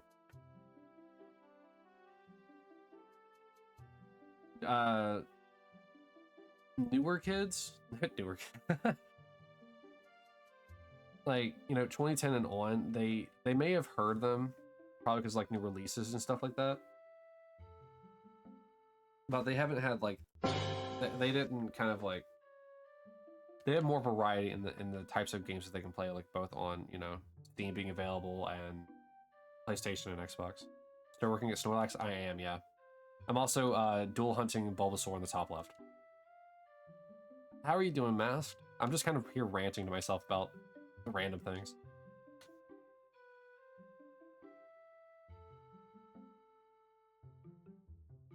Yeah, we're also kind of vibing to some Zelda music right now.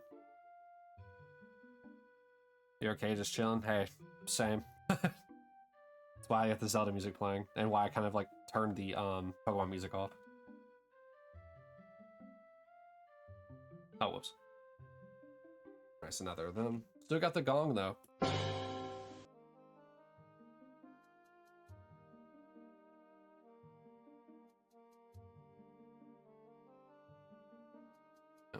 Nice little chill Saturday. Very much a vibing kind of day. I just hope everybody's day is going well.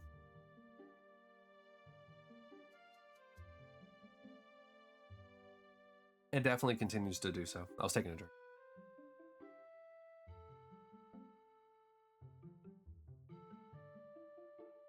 Okay. By the way, Mast, you may have noticed, like, kind of like on the screen, like, you know, the 3 different like texts that are kind of on the screen, like with S, B, and like the 100,000 orbs and stuff like that. Would you like to wager a guess on which one I want to get first, either Bulbasaur or Snorlax? I'm essentially going to be dual hunting the 2 together the entire time until I get one or the other.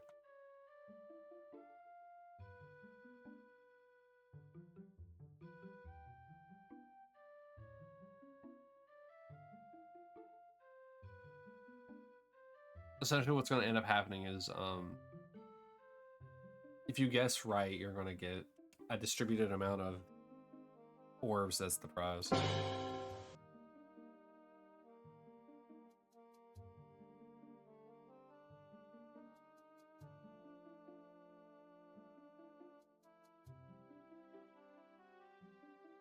What is the command again?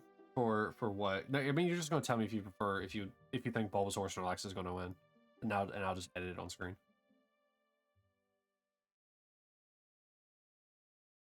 Okay, let's see. What's the next song? Okay, this is 100% Kokiri Forest.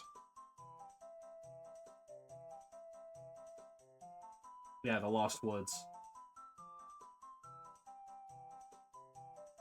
Wait, so what you want to get first, or what I think you'll get first? What you think I'm going to get first? Which shiny do you think I'm going to get first?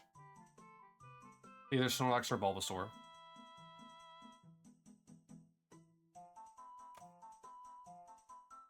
You think I'm going to get Snorlax first? All right. Let me edit that real quick.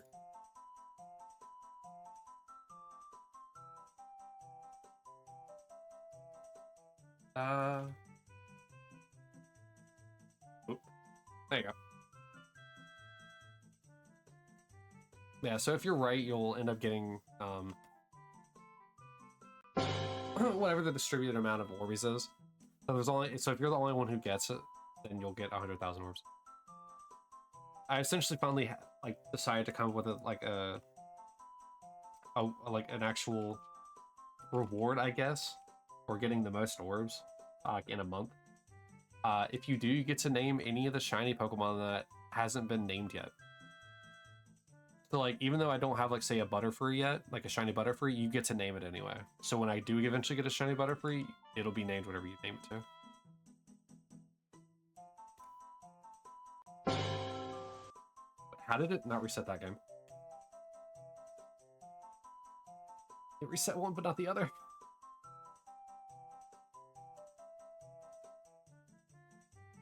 Also, nice thing about not having the audio from Fire Red and Leaf Green is that I don't have to deal with the weird like audio glitching that happens.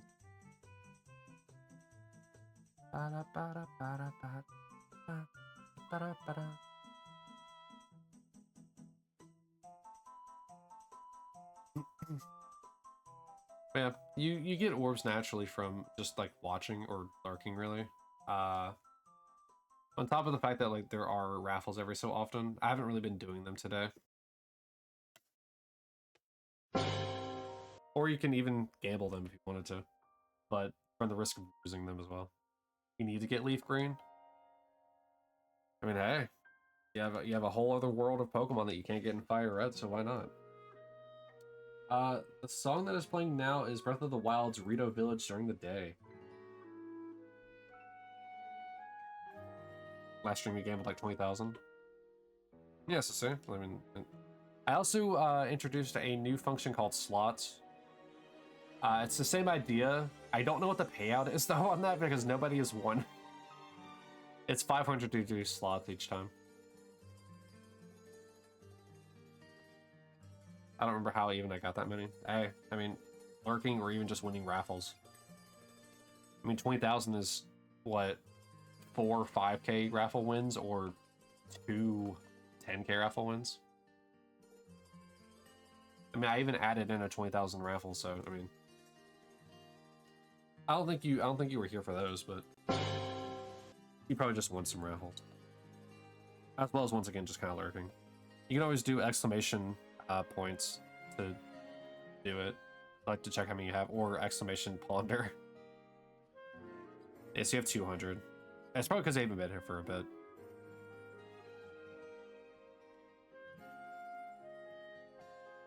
That's okay. People have things that they need to do. I just appreciate you stopping by.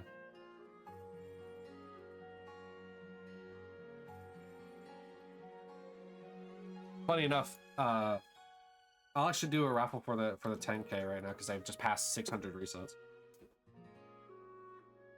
And it should be pretty easy for you to win since you have one here.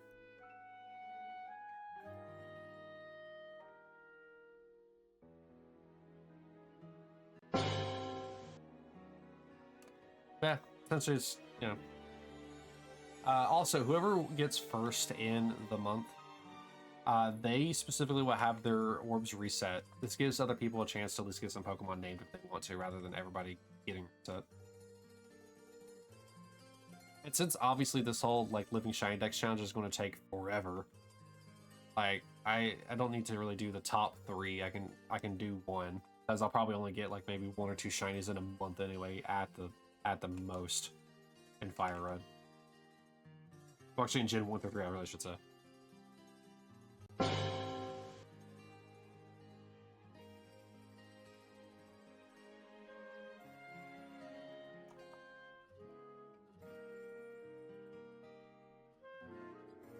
There you go.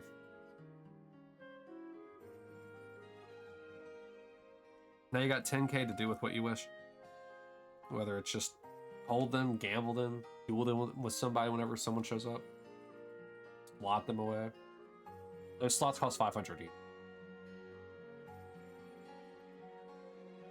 The last shiny I got is in the previous section down below. It was Charmander. Yeah, here actually, I'll show you real quick. So if you look in the bottom right screen, it's this Charmeleon. I didn't mean to switch it out.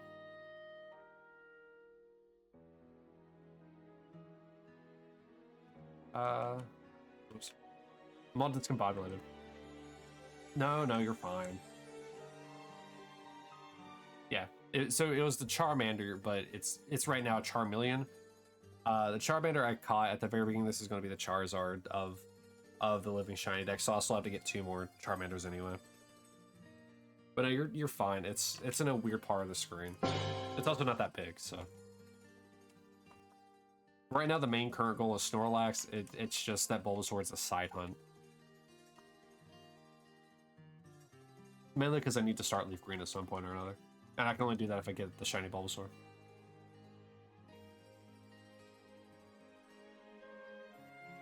It's also just easier to like get the shiny through through resets rather than trying to do eggs. So I want to try and avoid eggs as much as possible because I'm already gonna have to do them a lot anyway for the starters. Because I'm wanting to do them for whenever I get Blastoise, Charizard, and Venusaur.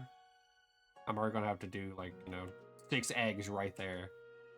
It would be cool if there was a Dark Charizard event for this. Yeah.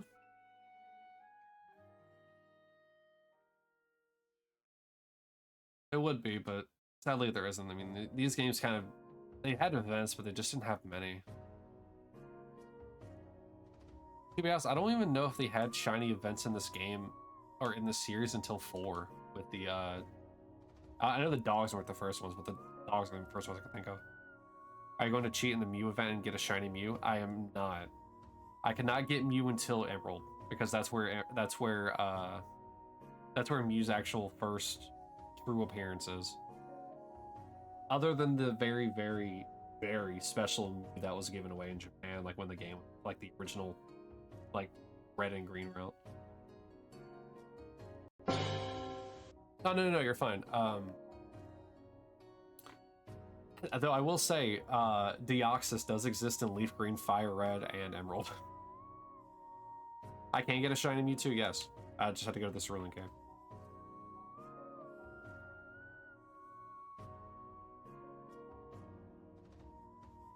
I'll probably end up doing shiny Mewtwo before I even finish Elite Four. Though I will say the only thing I will probably have to cheat is I'll probably have to cheat the items into the game. So that way I can actually go do it.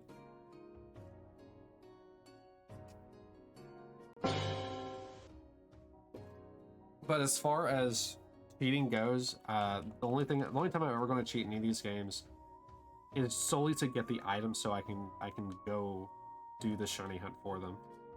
But I will never like cheat anything to do with like odds or anything like that. It kind of defeats the whole purpose of this.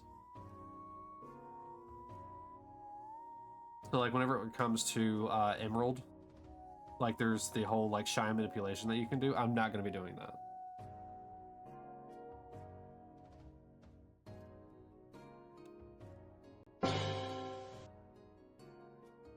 Because at that point, like, it's not about hunting the Pokemon. It's just, hey, it's going to be like a stream where I'm getting like 6 to like 8 different shiny Pokemon because I'm like manipulating I'm manipulating things in my favor. So I'm not going to be doing that. Try to keep it as genuine as possible. It's just the event items are the only kind of like sticky bit to it. Alright, so the new song is Wind Waker's Windfall Island. The one previously was Skyward Sword's Bamboo Island.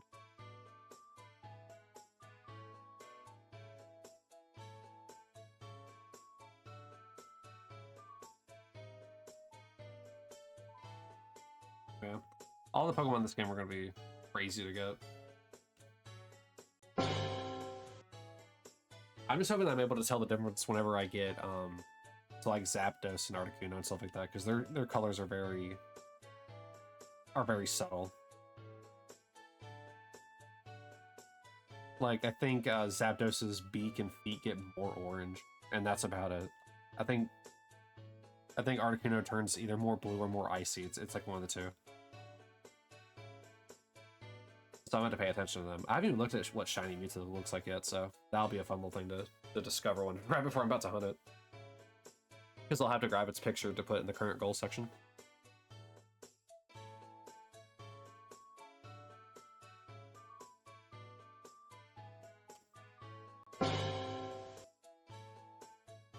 Yeah, it's always fun to do these shiny hunts. Even if they are super, super repetitive. Because as I was saying earlier, it's that anticipation of, hey, it's eventually going to come. I think when I was younger, I might have had an electronic Pokedex at one point in time. I know what you're talking about. It kind of looked like the one that Ash has in the anime. I always thought those were really cool.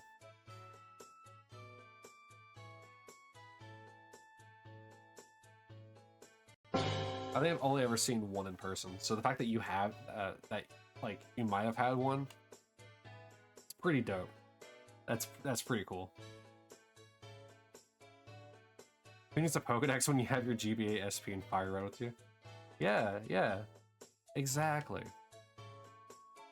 But sometimes you weren't allowed to take your Game Boy Advance to school, so you had to take your Pokedex, thing that technically wasn't a game.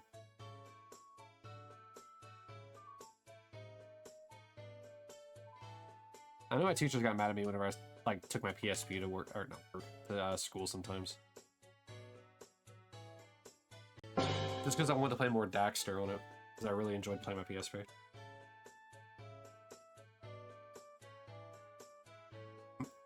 Remember having a Pokewalker from Pokemon Silver? Oh, wow.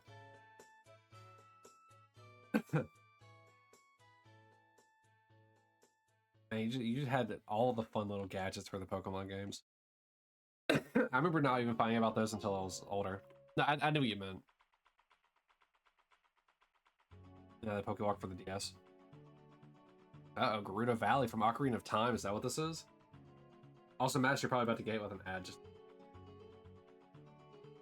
let's see here. Yeah, Gerudo Valley. You have Turbo. Oh yeah, you do have Turbo, don't you? Yeah, you can just skip it.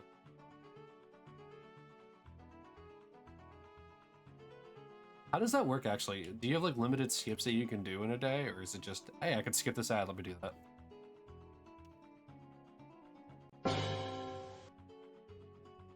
You get no ads ever. Oh. No skipper or anything. Oh, wow.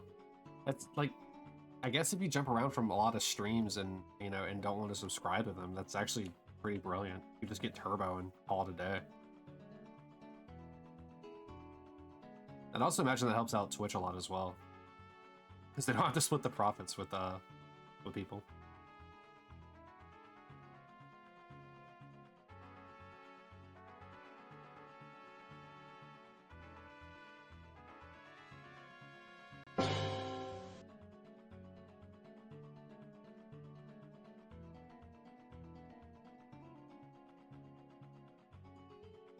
What else do you get with Turbo?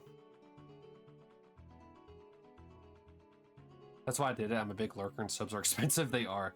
I only sub to a few channels and sometimes just sub for a month or two or buy bits to support the guys I like. Yeah, that's very nice of you to do that for people though. Yeah, I really do appreciate people who lurk. I kind of wish I didn't have ads, but like I also hate pre-roll ads. I think you can use custom username colors and maybe a few other preface settings like that. Oh, okay. Since I have 7TV enabled on my thing, I can't really... I mean, I could, but like... In order to do some of their custom stuff, you have to like subscribe to them as well. Like this yellow is a custom color? Is it? Get that Pikachu yellow? Yeah, what colors can I even use? Oh, it's in the more color section. I see. That's pretty cool. I think I have to reset my chat now because I can't see it.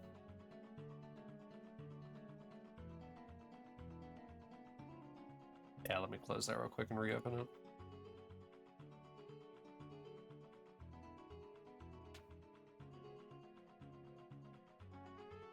it.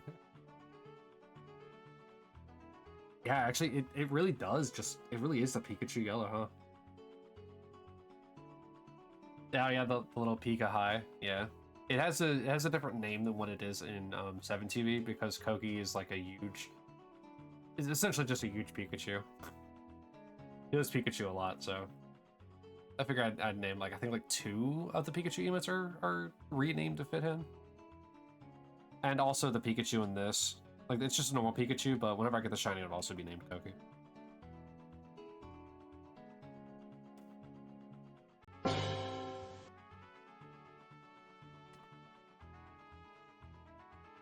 Yeah, so it's just a nice little fun nod to him.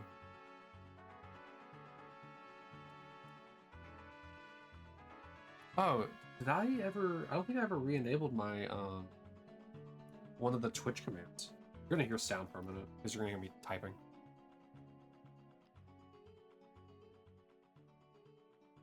Yeah, I think I didn't re-enable, point redeem.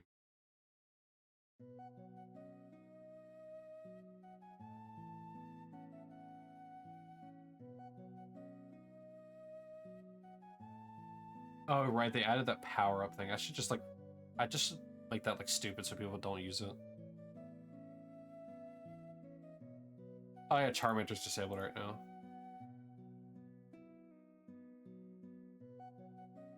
I like how I only have, like, a handful of these, like, active. Like, you have the 5 default, and then the 4 custom ones I have is Charmander for 50. Drink for 100, check yourself for 200, and then for 100,000 name a shiny. I need to add more. So it's gambled in the amount that you want to use.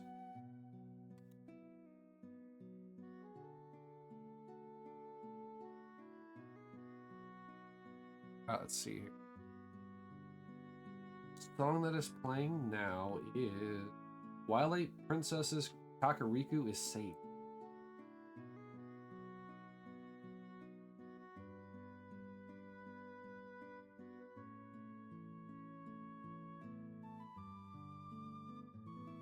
Rip the 50.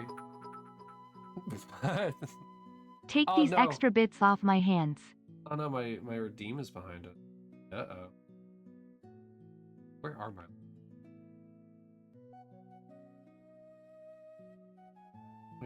Wait, where are my alerts? Oh, my alerts are all down here. No wonder they haven't... Oh, that makes more sense. Alright. That makes a lot more sense. Okay. Here, microphone, that chat. Yeah, okay. I did not think about the fact that the alerts are behind. Oh, that might be why Charmander hasn't been. No, because that's a point redeem. Huh? How did I not think about that? Whoopsies. Anyway, thank you, Mass, for the 3 bits. I'll gladly take any any leftover remnants you have.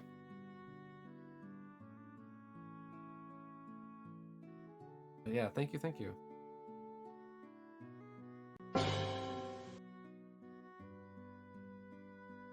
I like seeing the animation for it because like it's showing me 2 different animations. It's like the one to the left in the activity fade is like the purple one that splits, and the ones in the actual chat's like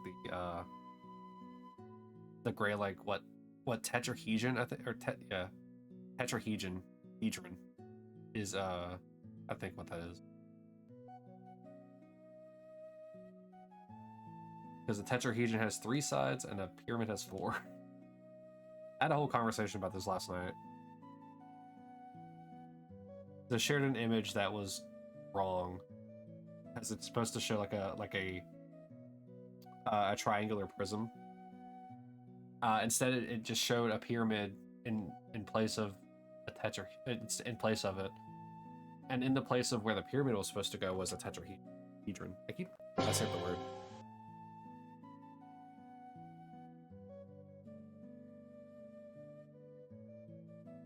By the way, just to let you know, gambling is like a 50-50 win-loss kind of thing. So if you win, you get like double the... You essentially double your bet.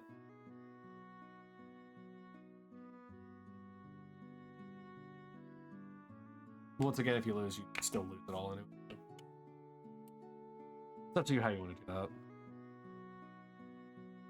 Was it Koki and my mod Salfred? Those 2 gamble like madmen.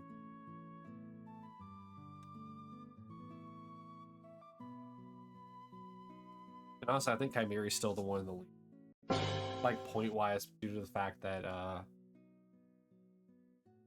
he kind of like lurks, just like all the time.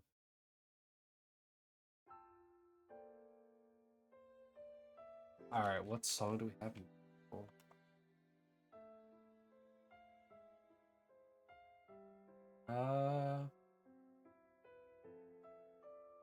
This should be what it is. Yeah. So now we're listening to Breath of the Wild Mipha's theme.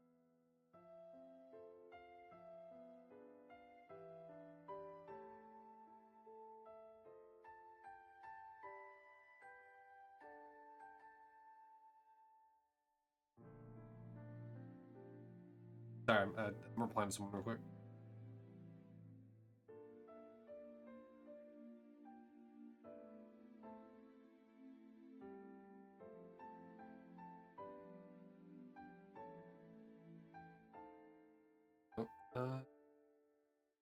Maybe yes. I'm gonna lurk for a bit, but I'll still be watching. All right, no worries. Enjoy your lurk. Thank you so much for, you know, staying and chatting for a bit. Greatly appreciate it. I do have alert command now, by the way, as well.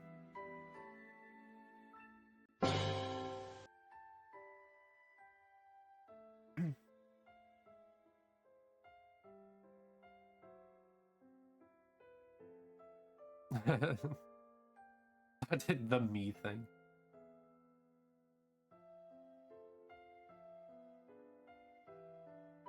You know, if this song is here, there's no way that, like, Midna's theme isn't here from Twilight Princess, right? I mean, I could probably just check, but what's the fun in that? Also, this thing of music is only like 2.5 hours long, so at some point I'll probably have to change it.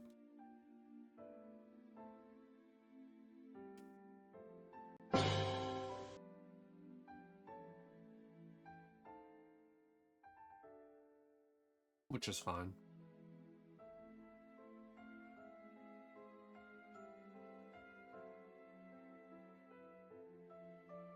So I have really been enjoying the Zelda music. It's helping me kind of like it's helping me with like thinking about where to jump to for conversation, or at least rambling, because it's filling in a lot of the quiet space that I'm leaving in.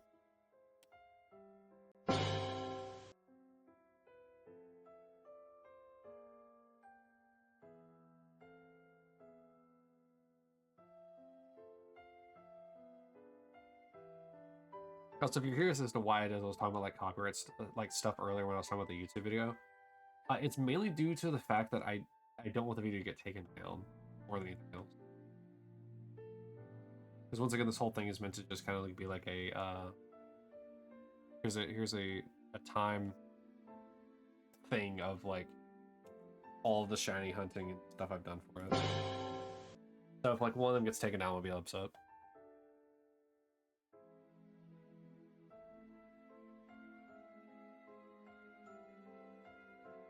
Granted, I really doubt people are going to go back in time to watch, you know, 3-4 hour long VODs that aren't edited like essentially at all.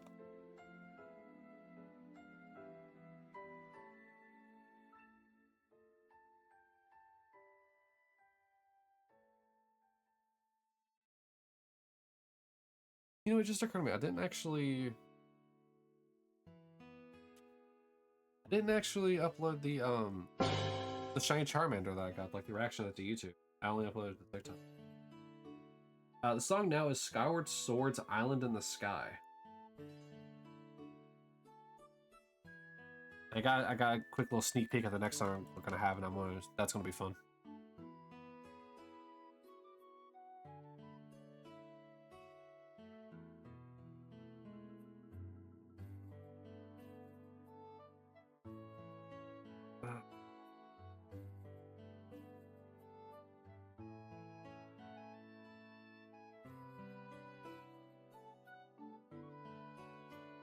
Oh, those yachts are starting to kick in. That sucks. I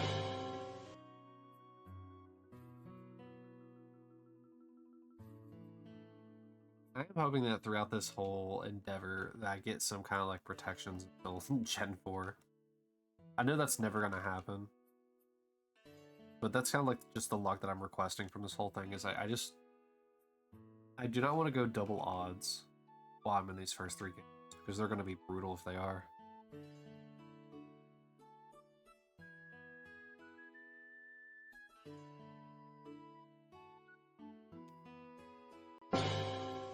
Because like these resets do take a little bit of time.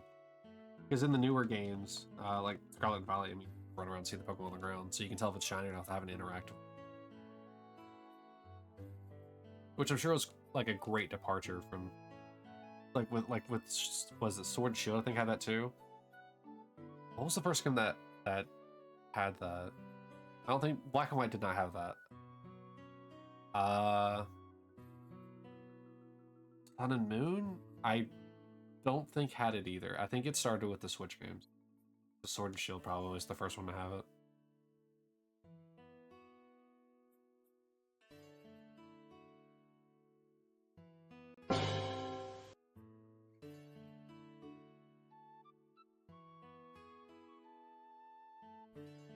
Oh.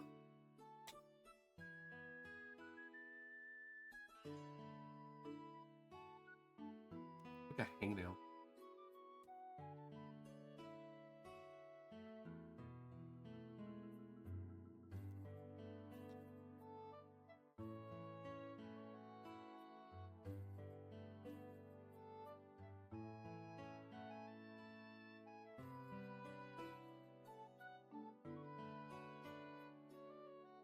That's gonna bother me.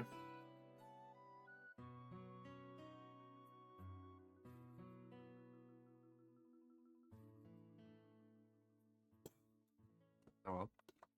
Once again, wasting time again. Now for the next song. Yeah, Wind Waker's Dragon Roost Island.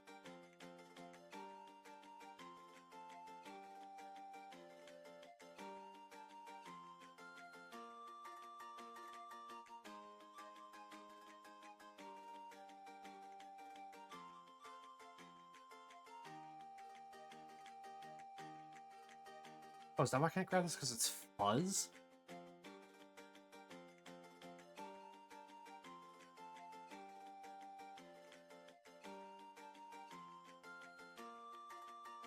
Oh, this is ridiculous. I can't get...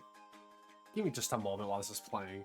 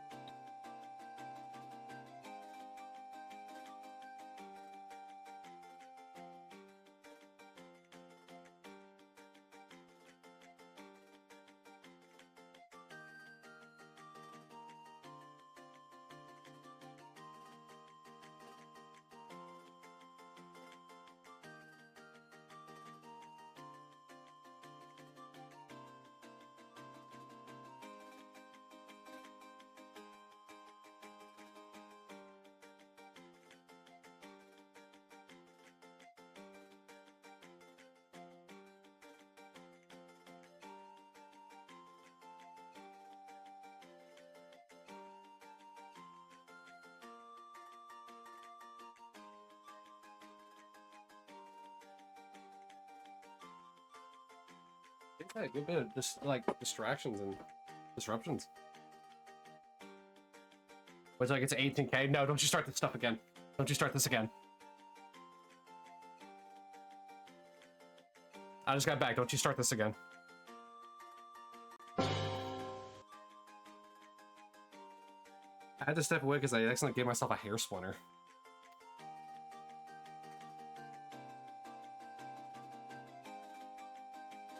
Heading out soonish. Well, you don't seem like too excited to go, Kyle. I mean, you could always just say no. No is an option.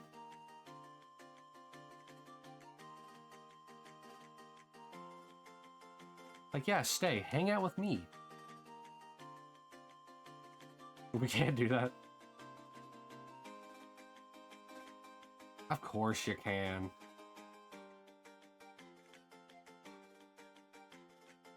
You're adults.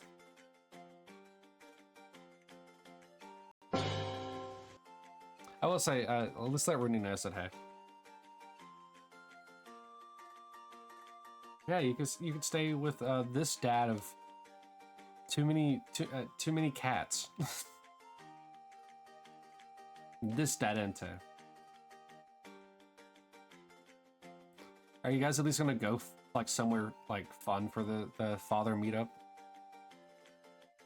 The Father's Day meetup. Like you guys get to go somewhere fun, like an Outback Steakhouse or something, or is it like going to like a park, hang out in some hang out in some pagodas? I can't remember what the actual things are called.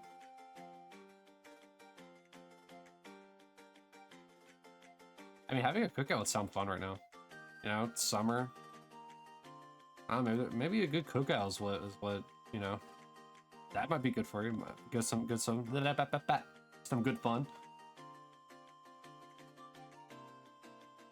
I mean, if a whole bunch of dads are essentially going to be going. Her brother's house. Well, you got a grill? Question mark, right? Quite says Father's Day, they're a good old cookout. What is this? What is this song? Oh, okay. It's at this time. I think it's during the just standard. Hold on. Twilight Princess is Ordon Ranch. Oh, the other one was the village.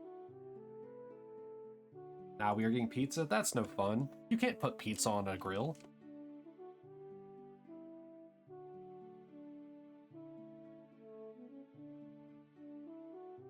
At least tell me it's good pizza. At least tell me it's good pizza.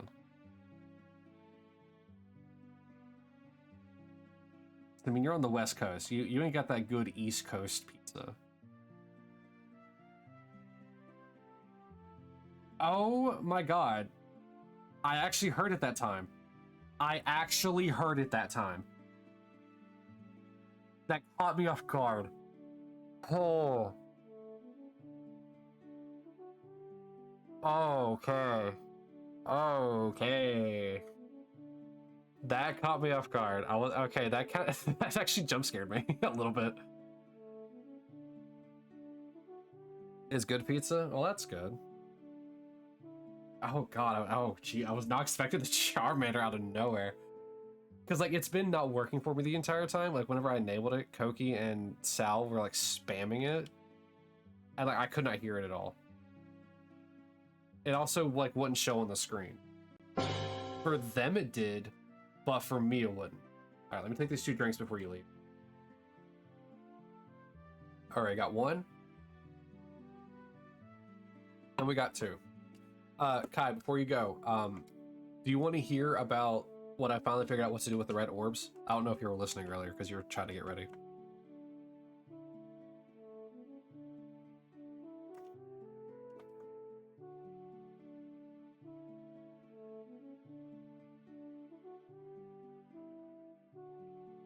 Also, it's also partially why there's a red orb like prize pool on the screen.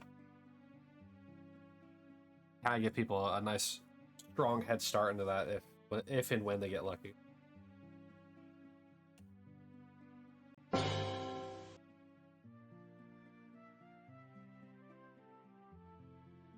wonder, did the Charmander even... Oh, I don't think the Charmander sound effect came through. I didn't have the point redeem alerts enabled. Or sorry, the sound like control through OBS. So maybe it did play for you. I just jump scared the hell out of me. No, this is Kakiri Forest. Okay, so this is different. I'm so befuddled today. I called Lost Woods Kakiri Forest. I mean, I guess it's the Kakiri Lost Woods. And this is the actual village itself in Kakiri.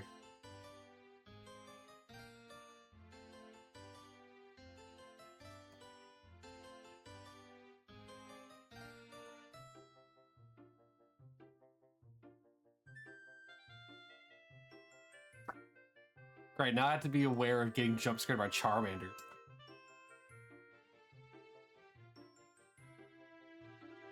Because I didn't have like an audible reaction to it, I had a bodily reaction to that Charmander appearing.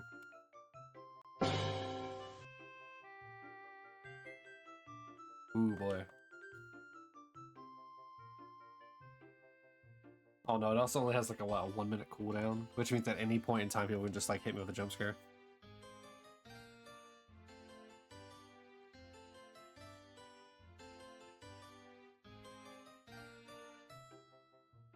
I can't believe Twitch point redeems are actually working now. I spent so long trying to get that to work. Like the last Pokemon stream. So long trying to get that to work. For it to just work when a random partner dude I happen to know uses it.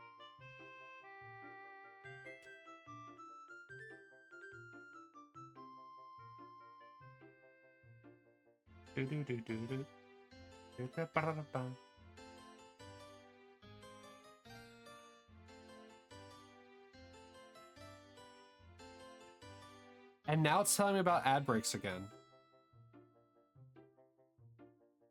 It doesn't... Huh? What happened? I'm not complaining. I want this to be understood right now. I'm not complaining. Why is OBS working as it should be now? You hit me with a jump scare from Charmander, now I'm actually seeing when my ads are actually coming in. Because it used to be I'd only ever see the first one, and then the rest would like be like, nah, you never seen them again.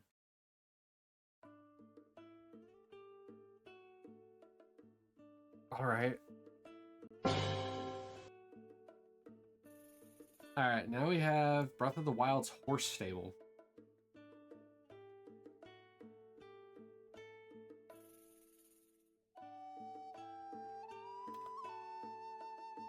Apparently, in order for my OBS to work properly with everything at once, I have to guess be jump scared.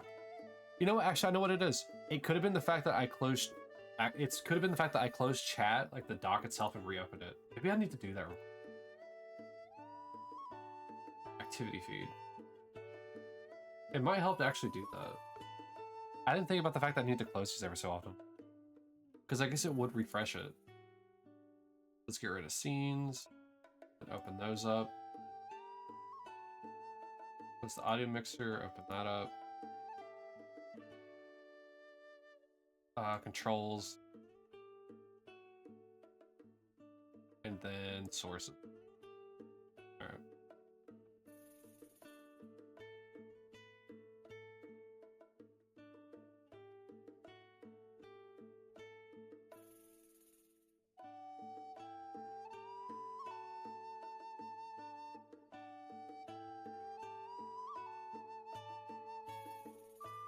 Alright, I think I have things actually in a... Why is this so large? I think I have things in a pretty decent, like, size ratio now, because I can actually see everything in the audio mixer now. I used to not be able to. I don't know why I'm doing this now. I guess I just got scared straight into fixing my stuff. As far as over, that's what I got now. I guess I don't really need it that large right now. Alright, cool.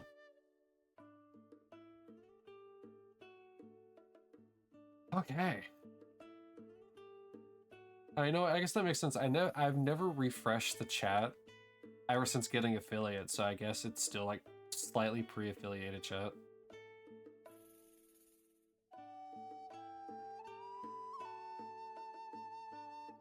But like, it still understood that I was a mod of my own channel, and that was my channel, so I think it warned me on the first one, but not the rest.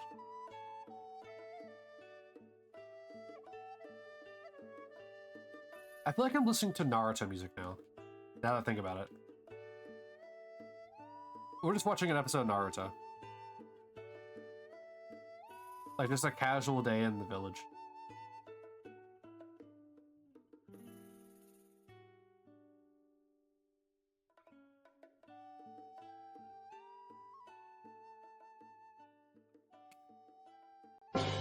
Alright, so that song's ending, so now we're going to be going to Wind Waker's The Great Seas, so when you're sailing on the ocean.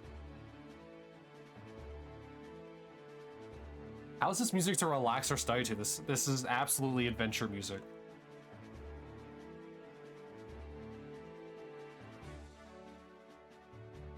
This is absolutely... We're going on an adventure. Can't wait to bomb me some Dodongos. I feel like half the stream is just me talking about Legend of Zelda. Oh, I wonder why.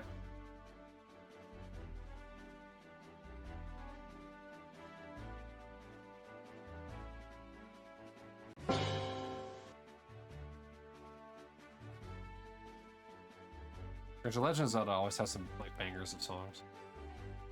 It's like Sonic. Sonic always has some like bangers of songs too. Maybe next stream we'll do Sonic music.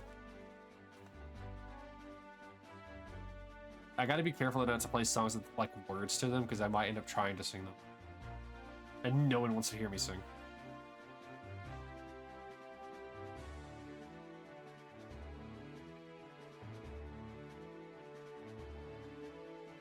Alright, so no shiny. Let me give me just one moment.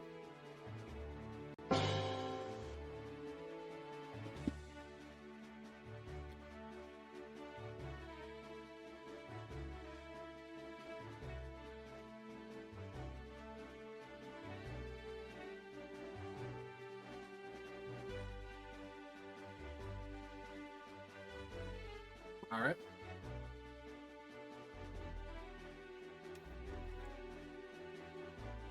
Ooh.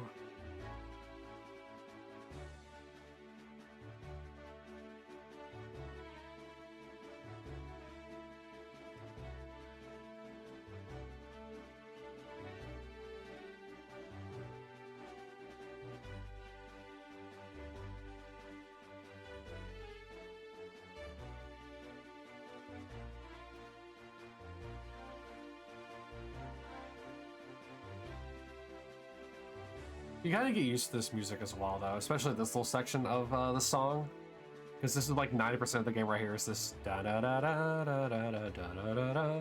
Like it's just because you're on the ocean for so much in that game.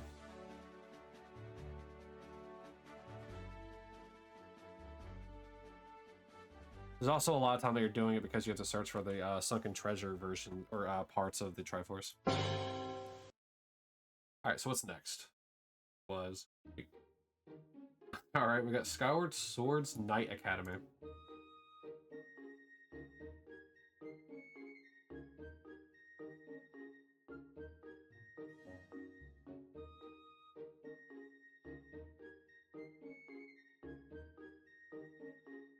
Nice little jaunt music. Makes you feel like a jester in a castle.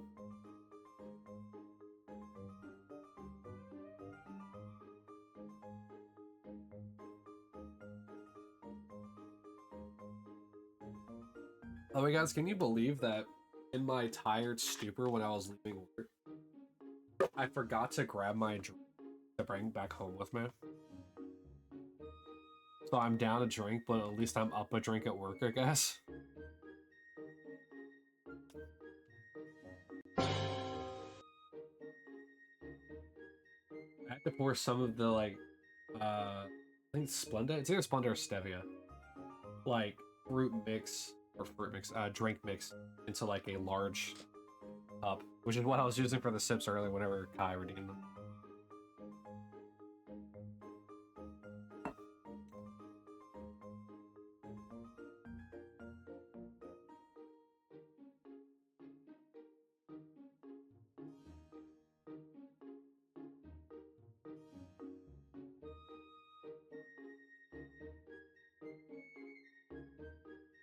I was upset with myself because like I was maybe a third of the way after I left work and I realized I didn't have the drink.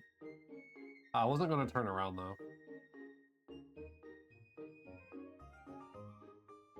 Because I wanted to get home and like take a nap so that way I could like stay awake for you guys. Which I mean, so far aside from the one yawn, I'm feeling fine. So I'm thinking I'll probably go to 4. Or at the very least, you know, 3:30 is when I'll stop.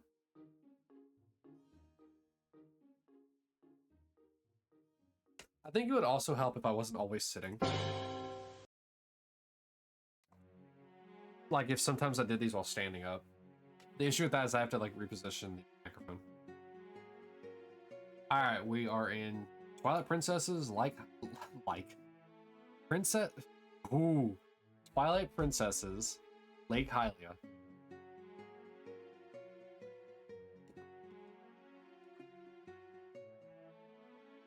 When you're trying to talk too fast, you can't brain.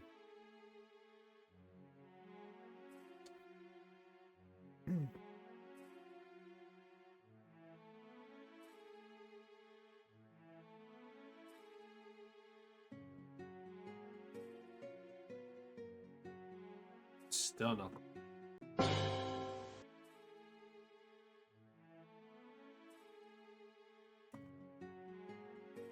So I think I'll probably get maybe 250 resets this stream because I kept getting pulled away and I kept messing with a lot of stuff. Plus also these resets take longer, so.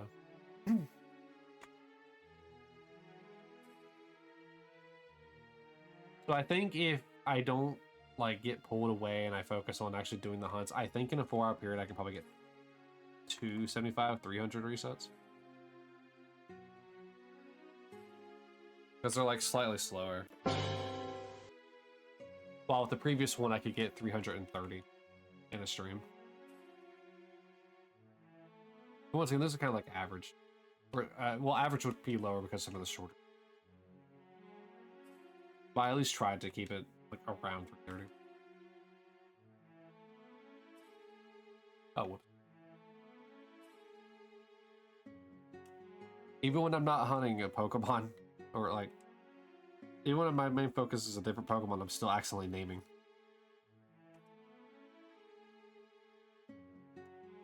I hope everybody's been enjoying the music. Kind of like the light, airy effects of it.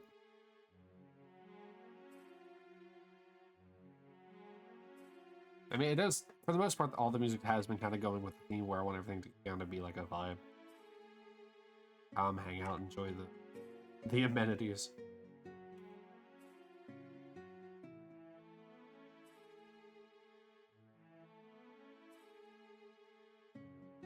Oh yeah, I'm just once again focusing on Fire Red, not even looking at Leaf Green.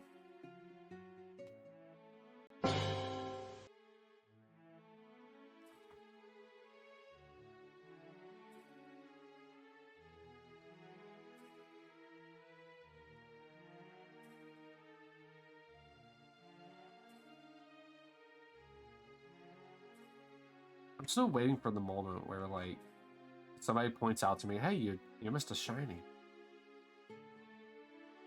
and then I go into the client and become a hermit on a mountain.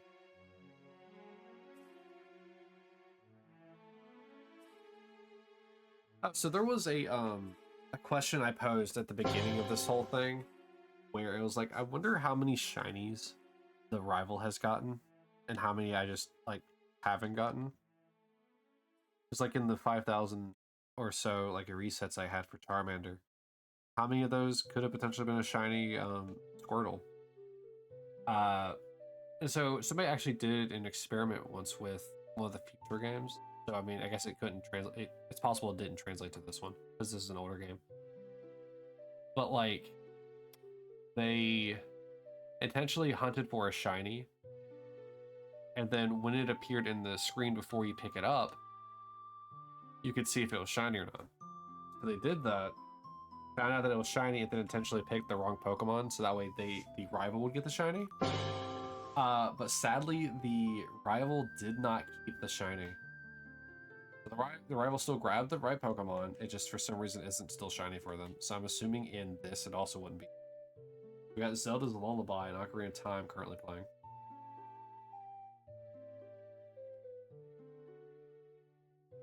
So it's a little upsetting. So I don't think you could ever really fight a trainer with a shiny Pokemon like PvE was. Unless it was like very, very specially scripted by Game Freak.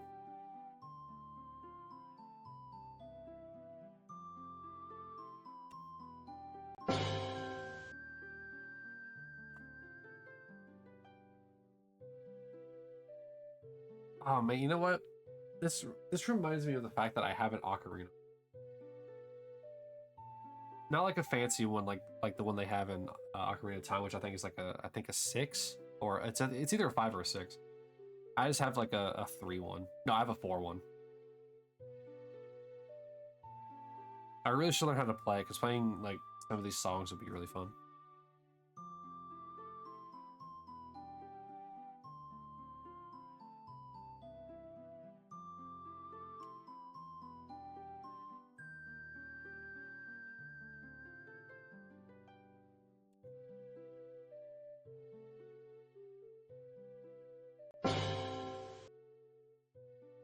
All right, so now that that's fading out, what are we going on to?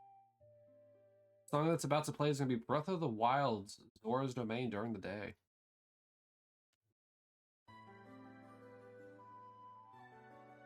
And I'm definitely going to be hearing new sounds in this because once again, never played these games with headphones on, so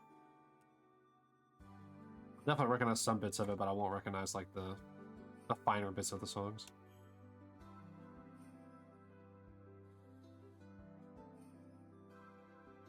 I wonder if that's going to happen when I start playing like other games, like there are other soundtracks.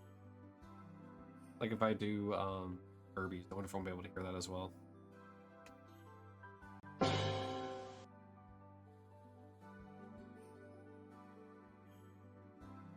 It would be pretty cool though.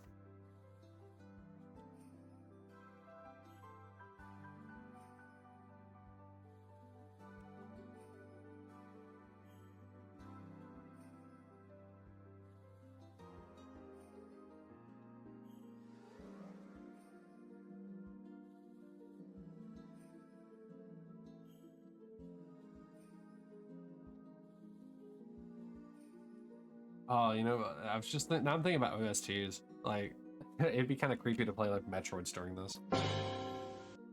Because suddenly I'm gonna get hit with the one from Dread. Like where you're being chased by like the killer robots.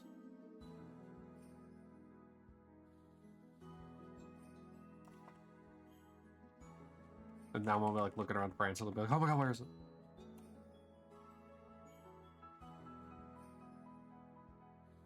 I can also do some like Dragon Ball Z game, like soundtracks. I don't think I can play through Budokai 1s though, but it'll probably end up showing up anyway. Actually, I don't even think my Budokai 1 video that I have when I used the Dazzle recording thing. I don't think that even got flagged with copyright despite the music's and the fighting in the game. Maybe I can use the OS2. But we gotta stick with the first one I suggested doing after Zelda.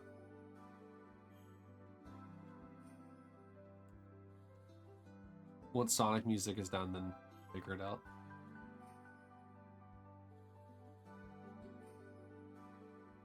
Also, I think we're missing a lot of music, like a lot of boss fights. Like in the future games, I think had different sounds. But we're also missing a lot of like other areas in games. We barely have any of the like SNES or like Game Boy Advance game musics.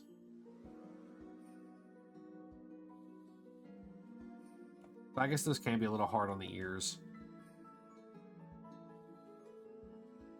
Do some Mega Man music as well. I'm going to forget all these next week.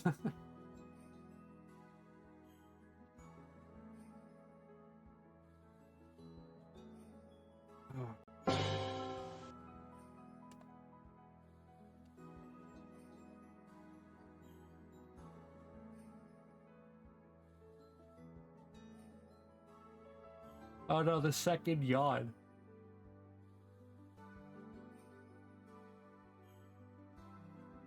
A nap's gonna do so much when you work 12 hours. I don't know, man. I think what I'll do is I think I'll stop at 7. When I get to 700, I think I'll stop. So that way I can once again have a nice even point to take off from.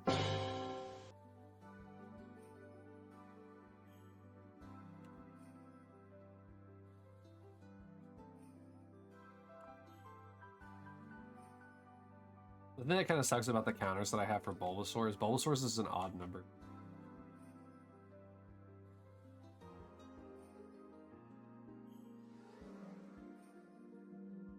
I don't know how that ended up happening, but Bulbasaur for some reason is an odd number, so it's not even. And I'm not going to make Snorlax's odd just for the sake of making Bulbasaur's even.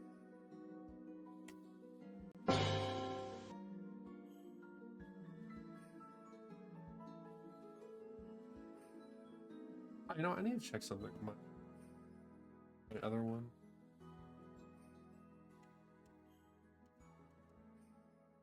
Their sets will probably accidentally slow down for a moment because of it. Alright, let's see. What's the next song gonna be? Wind Waker's Forest Haven.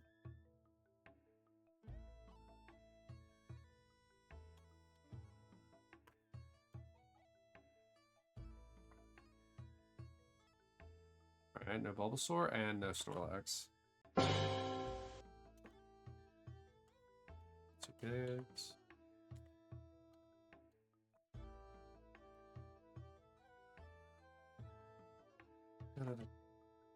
I'm trying to find games I can download.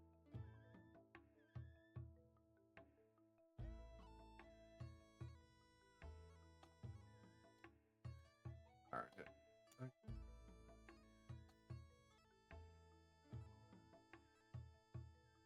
Relax, woke up, and is now attacking a Grumpy Rage.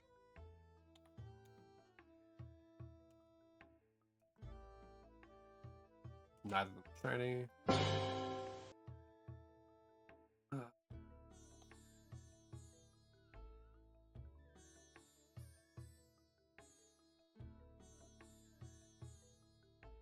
Do I even have any?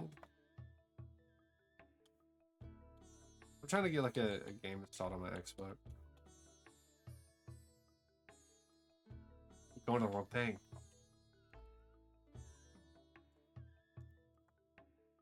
Oh, alright, that's delightful. I think it's also the same with this.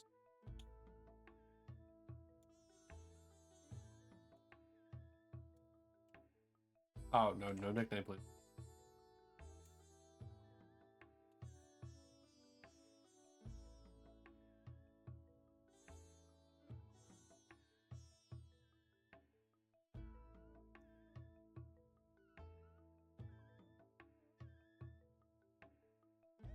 Alright, so Snorlax is not special. What about the Bulbasaur? Nope, nothing.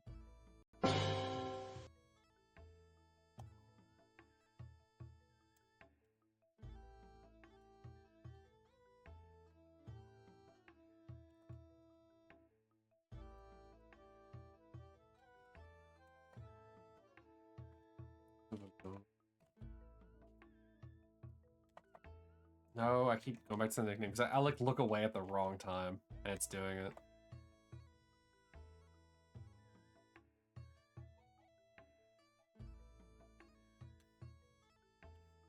Snorlax.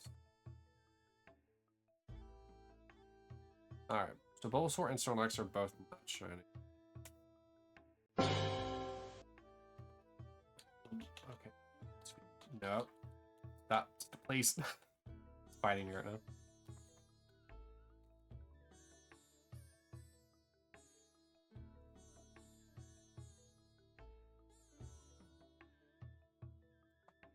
Here, go there.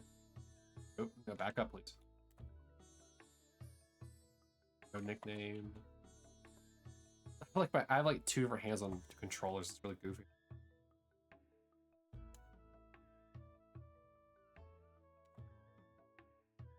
Alright. Neither are shiny.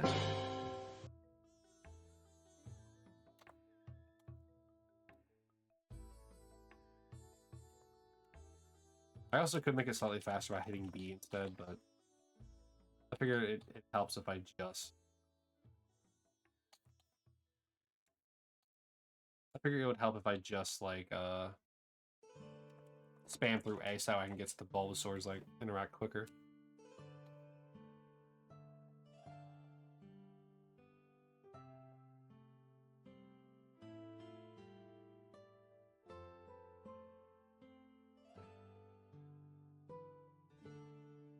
Alright, thankfully, me downloading the game isn't going to affect the stream much because upload versus download. So it probably will hit some bandwidth. Alright, so let's see here. What's the song that's playing now? Just throwing the right one. Yeah. Alright, so the song that's playing now is Skyward Sword's Isle of Song.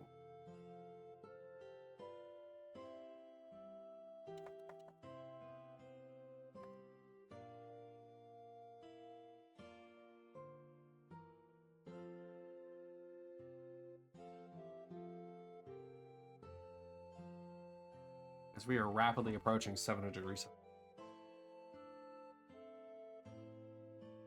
Rapidly compared to like a snail. You know how it is.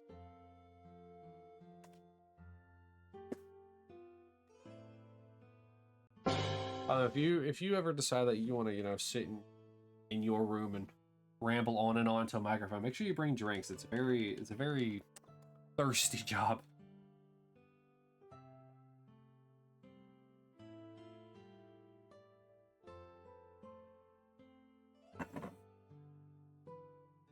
How some people are able to do it, like VTubers and stuff like that, like they're like really active, like filling in, like moving around.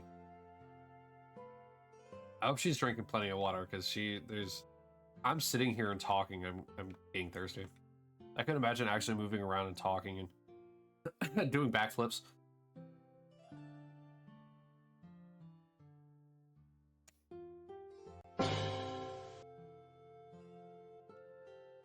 So if they're VTubers and actual people are called flesh tubers, does that make me a no tuber? Because I don't have a depiction on screen? Because the only picture you have to go off of is the fact that I have a peep for my profile picture.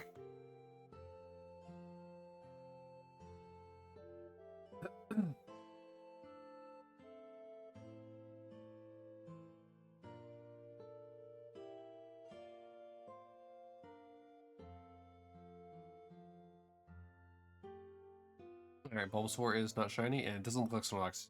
Nope. I'm hoping it's very obvious whenever it's shiny. Like, I know that it's just going to be blue instead of, like, that kind of, like, weird green color. Like, I hope it's obvious.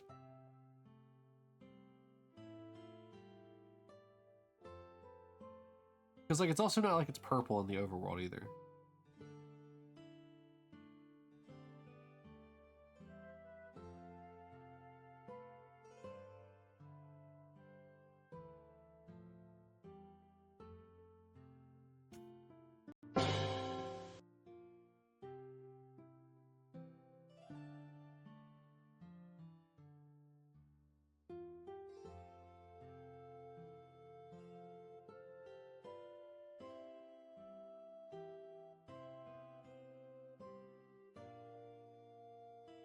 Oh, whoops.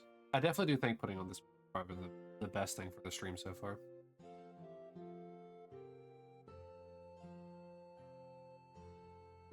So I haven't had to do a hard reset for like audio issues. I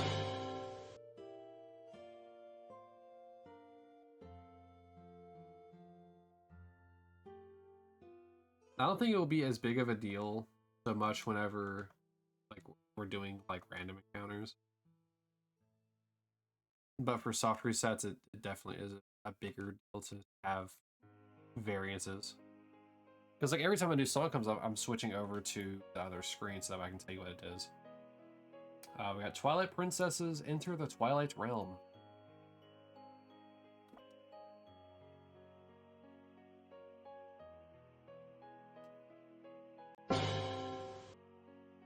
If only I could say like in more of like an announcer voice, I think that'd be good.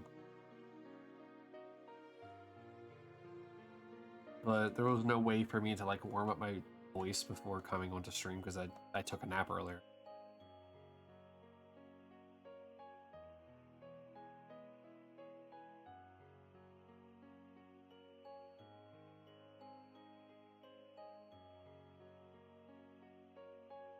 Maybe if I did warm up my voice, I could actually like, then I probably wouldn't like be so against like voice acting, like me trying to get into voice acting. Because who wants to listen to this? Who wants to? That's right. I'm being degrading right now. No, I don't think I have a unique enough voice in order to do voice acting. So I guess Bethesda, hit me up if you want another generic NPC.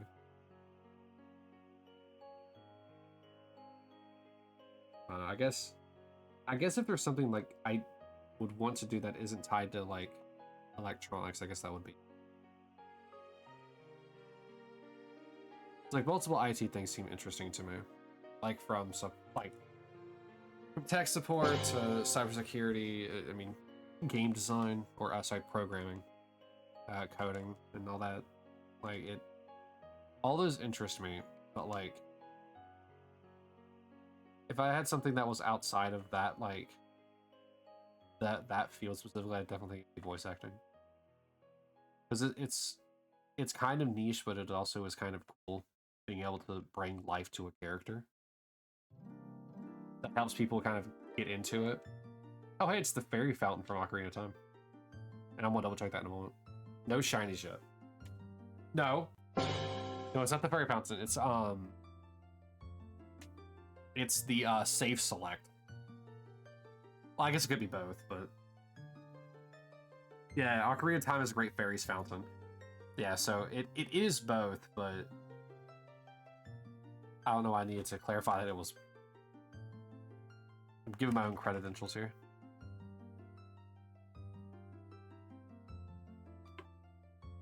Yeah, bringing life to a character and like letting other people enjoy that character is it's something kind of like special in my opinion. Like there are people who like will voice act for like almost anything. I mean, there are people that like give it their all in every voice acting gig that they get. I mean, was it Johnny Young Bosch is in so many different like shows and games and stuff like that, and I can recognize his voice almost every time. But despite the fact that he has a very recognizable voice when he does his voice acting, he still brings an energy to a character that I don't think any other people can. It's in the English dubbing.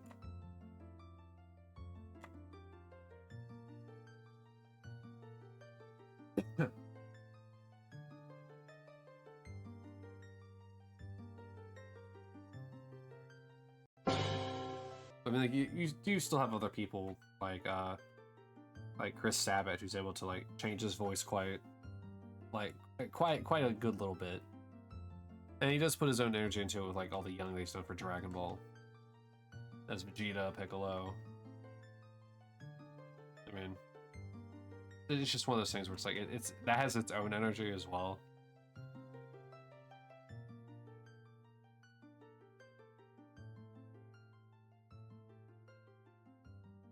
I will say I don't think there's many people that could yell like him. Granted, been doing it for what, over 20 years because of the whole Vegeta gig. Alright. The song we got today is Breath of the Wild's Korok Forest.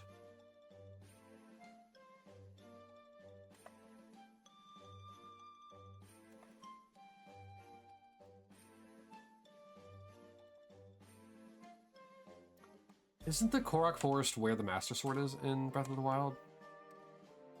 I'm trying to remember. I know it's in a forest, but I think it's with the Koroks. I really do.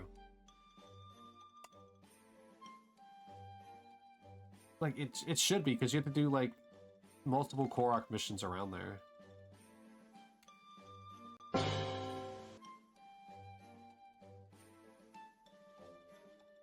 I really should play Breath of the Wild again. Breath of the Wild is such an amazing game. Even if Tears of the Kingdom is out, I still think Breath of the Wild probably is what I want to still try to play over the two. Because like a lot of stuff about Tears of the Kingdom is how like creative you can be with like the gadgets and the sticking things together. And I'm sure that they made a lot of improvements in the game itself, but like I'm not that creative. I don't know how I would make like an elevator that shoots straight into the sky zone. Or make like a walking like statue figure thing. Oh. I would say I think I have an idea for Sunday stream. If it's not going to be this. I know I want to get back into this more, but there's some other stuff that I kind of want to do, and maybe I'll do it tomorrow. So tomorrow you can either expect more Pokemon, or you can expect some another like a specific game. I won't spoil it in the event that I'm able to do it.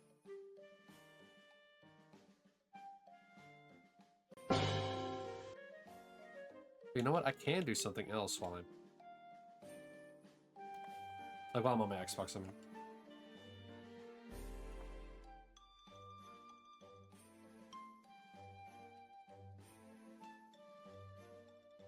You get both those going.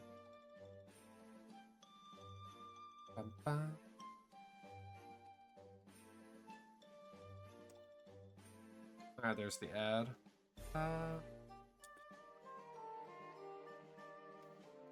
Oh, what's this? Oh, it's just time. Did I say free? Oh, no, this is from.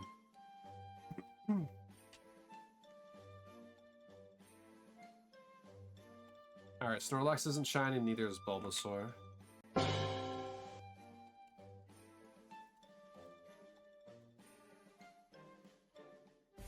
I just need to make sure that this is updated.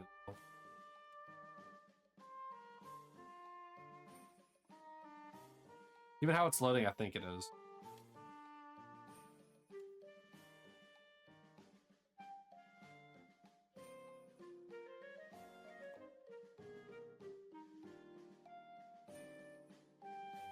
Oh, that was weird. What am I here? This is not where I was standing.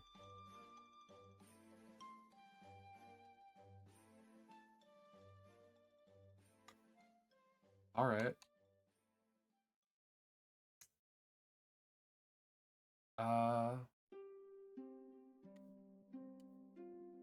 Game setting.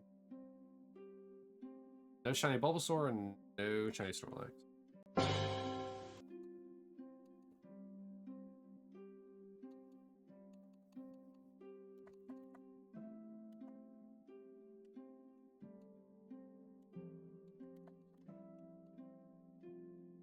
Backups.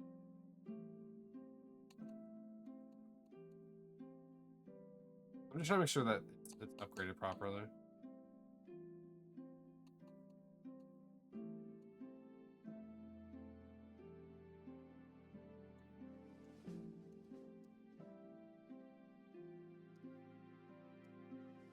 I think it is. I think it's good.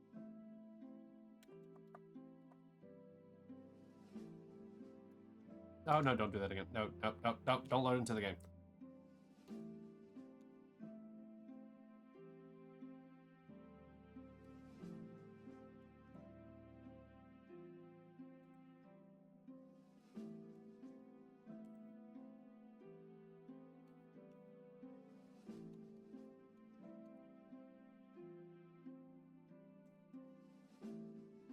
Alright, now they're shiny.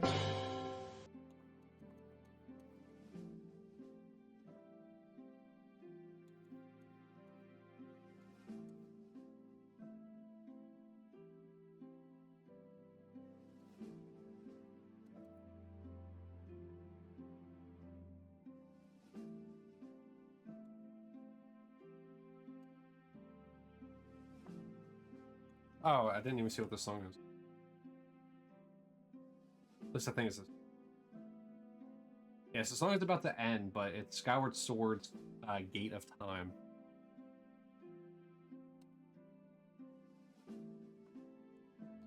I'm not seeing anything here to update, so I think it's good. I can close it then.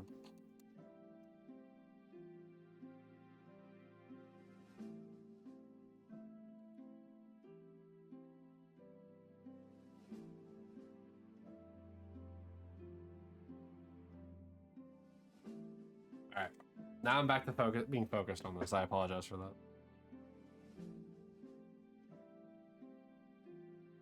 Alright, so now they're shiny.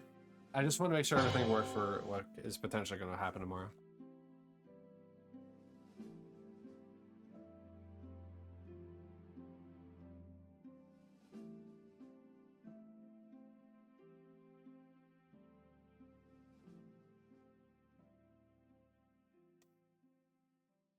Alright, so the song is about to play is Twilight Princess's Ilia's.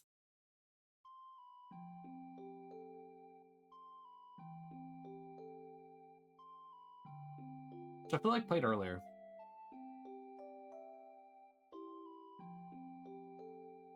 It also makes you think of Eris from Final Fantasy VII.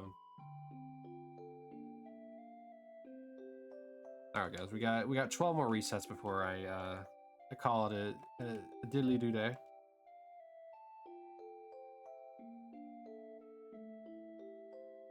I do apologize about the shorter streams, but it'll be okay. I kind of suspected this would happen because of the fact of me working Friday nights now. But I'm still committed to at least getting the stream going.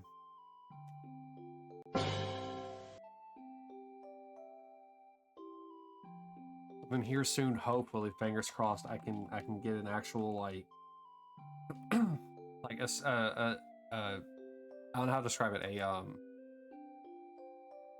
like an actual like schedule picture thing that I can edit. Template, is that the word? Because if I have some, and I mentioned this earlier, if I have something that I can use to like kind of instigate my mind to be like, yeah, I need to do that, then I'm more likely to do it because I'm actively thinking about when I see it. It's kind of like a trigger.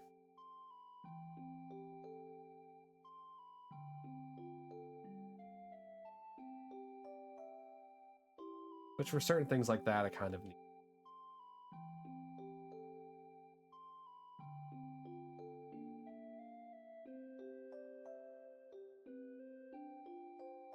And then if I post it on Twitter, then I'm good to go.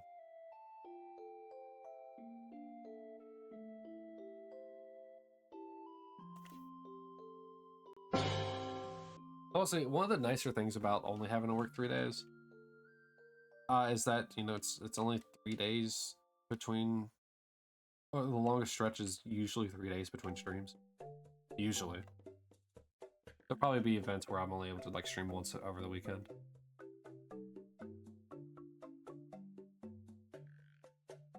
Oh yeah. So the song is playing now is Wind Waker's Beatles Shop. Ah, yeah, so the guy that's on his boat and like you can buy stuff from him.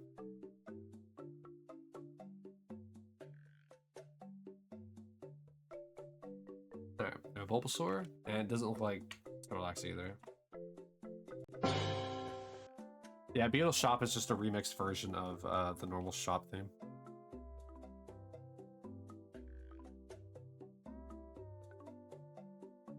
Definitely more kind of like island-based, like musical instruments.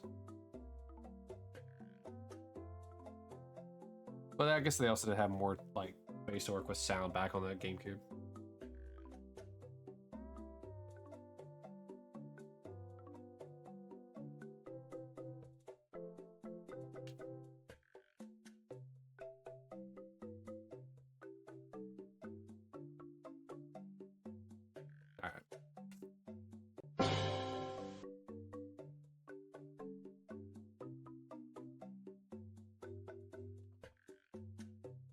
I got 7 more.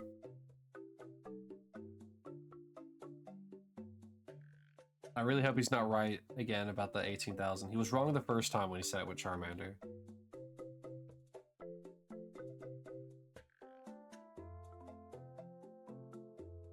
I will say, if there's ever a time where I'm hunting a Pokemon and I get to 18,000, I'll probably just take a break from that Pokemon, but I can't take a break from these Pokemon because these ones are mandatory. So please, let my shinies be tied to random Pokemon, not mandatory ones. Because at least then I can walk away and try again later. I mean, I guess with Snorlax, I do have a second chance I can do it later on. But I'd rather just do it now.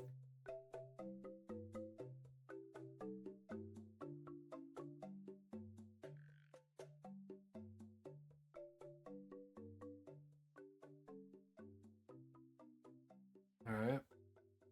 The next song's gonna be rolling in here in a moment.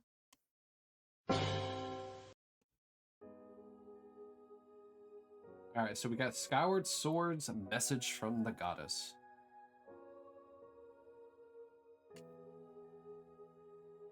And then we actually have one more song in this this video before it ends too, which is convenient timing actually.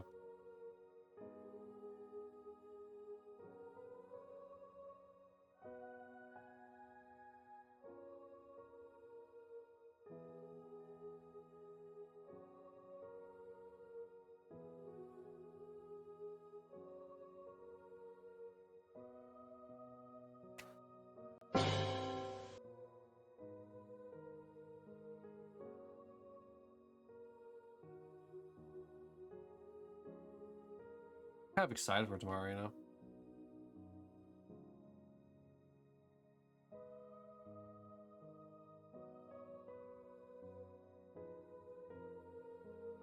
I actually couldn't think of it. I wonder if he's all like, you hear this? I wonder if how excited you are for Elden Ring's DLC, Shadow of the Erdtree, if you happen to play Elden Ring.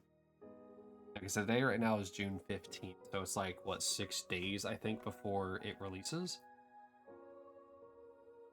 And if it's, when you're seeing this, if it's after the fact, what'd you think of it? Think it was cool? I don't know, I mentioned this at the very end of the stream. But it just, you know, it crossed my mind. So I'm excited for it, but I found out that apparently, like, what, like 80% of, like, Xbox players or something like that is, like, can't even play it because of the requisites in order to access the DLC. Which, now that I think about it,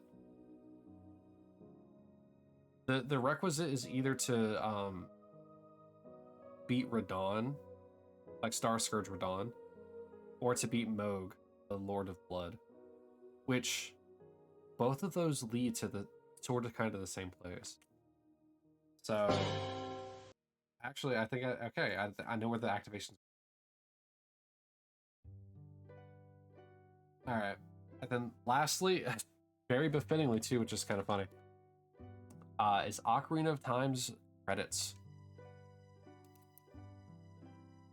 which is kind of like aptly timed because like I'll be ending here in a couple of resets.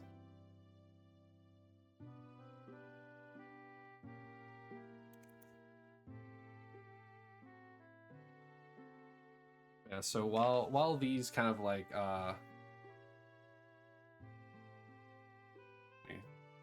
while Bulbasaur is appearing, let me go ahead and do the Twitter thing. So essentially what's going to happen is for Twitter, whenever I'm going live or I just really hit start streaming, stuff like that, I post on there saying, hey, look at this, I'm here. YouTube, I guess you don't really have to worry about it because you're obviously watching it from there, but there's also YouTube and stuff like that. So any of the previous streams, especially these Pokemon Living Shiny Dex ones, are all going to be going to YouTube at some point or another. All the other streams are kind of like iffy. The Legend of Dragoon ones I'm also kind of putting on YouTube just because I want records of that game because I have so much fun with it. What else do I have? I don't even remember. I know there's a socials one, right? Is that still the same? No. Did I change it to social? Oh, so social and Twitter are the same one. Oh yeah, because it mentions Blue Sky and Hive. Haha, whoopsies. Alright, last reset of the day. Go on Snorlax and go on Bulbasaur. Alright. Alright, so while these staff credits like song rolls through, this is a 5-minute long song, so I think I'll be able to finish before this one does. But yeah, so with that, I will be wrapping up the stream and the YouTube video here now. So for YouTube, thank you for watching. If you've watched all this far, I greatly appreciate if you did. Even just clicking on the video, honestly, is like astonishing to me. So thank you for any investment you have in this. I really wish I could keep a consistent schedule for like uploads. I don't know. I guess I just get distracted with other things once I stop stream. Oh yeah, I forgot the credit staff roll changes throughout the thing. But yeah, so later YouTube. I guess I'll do the outro for you as well. So for YouTube specifically, thank you all for coming. I will bid you all adieu and memento mori. I hope you have a good one.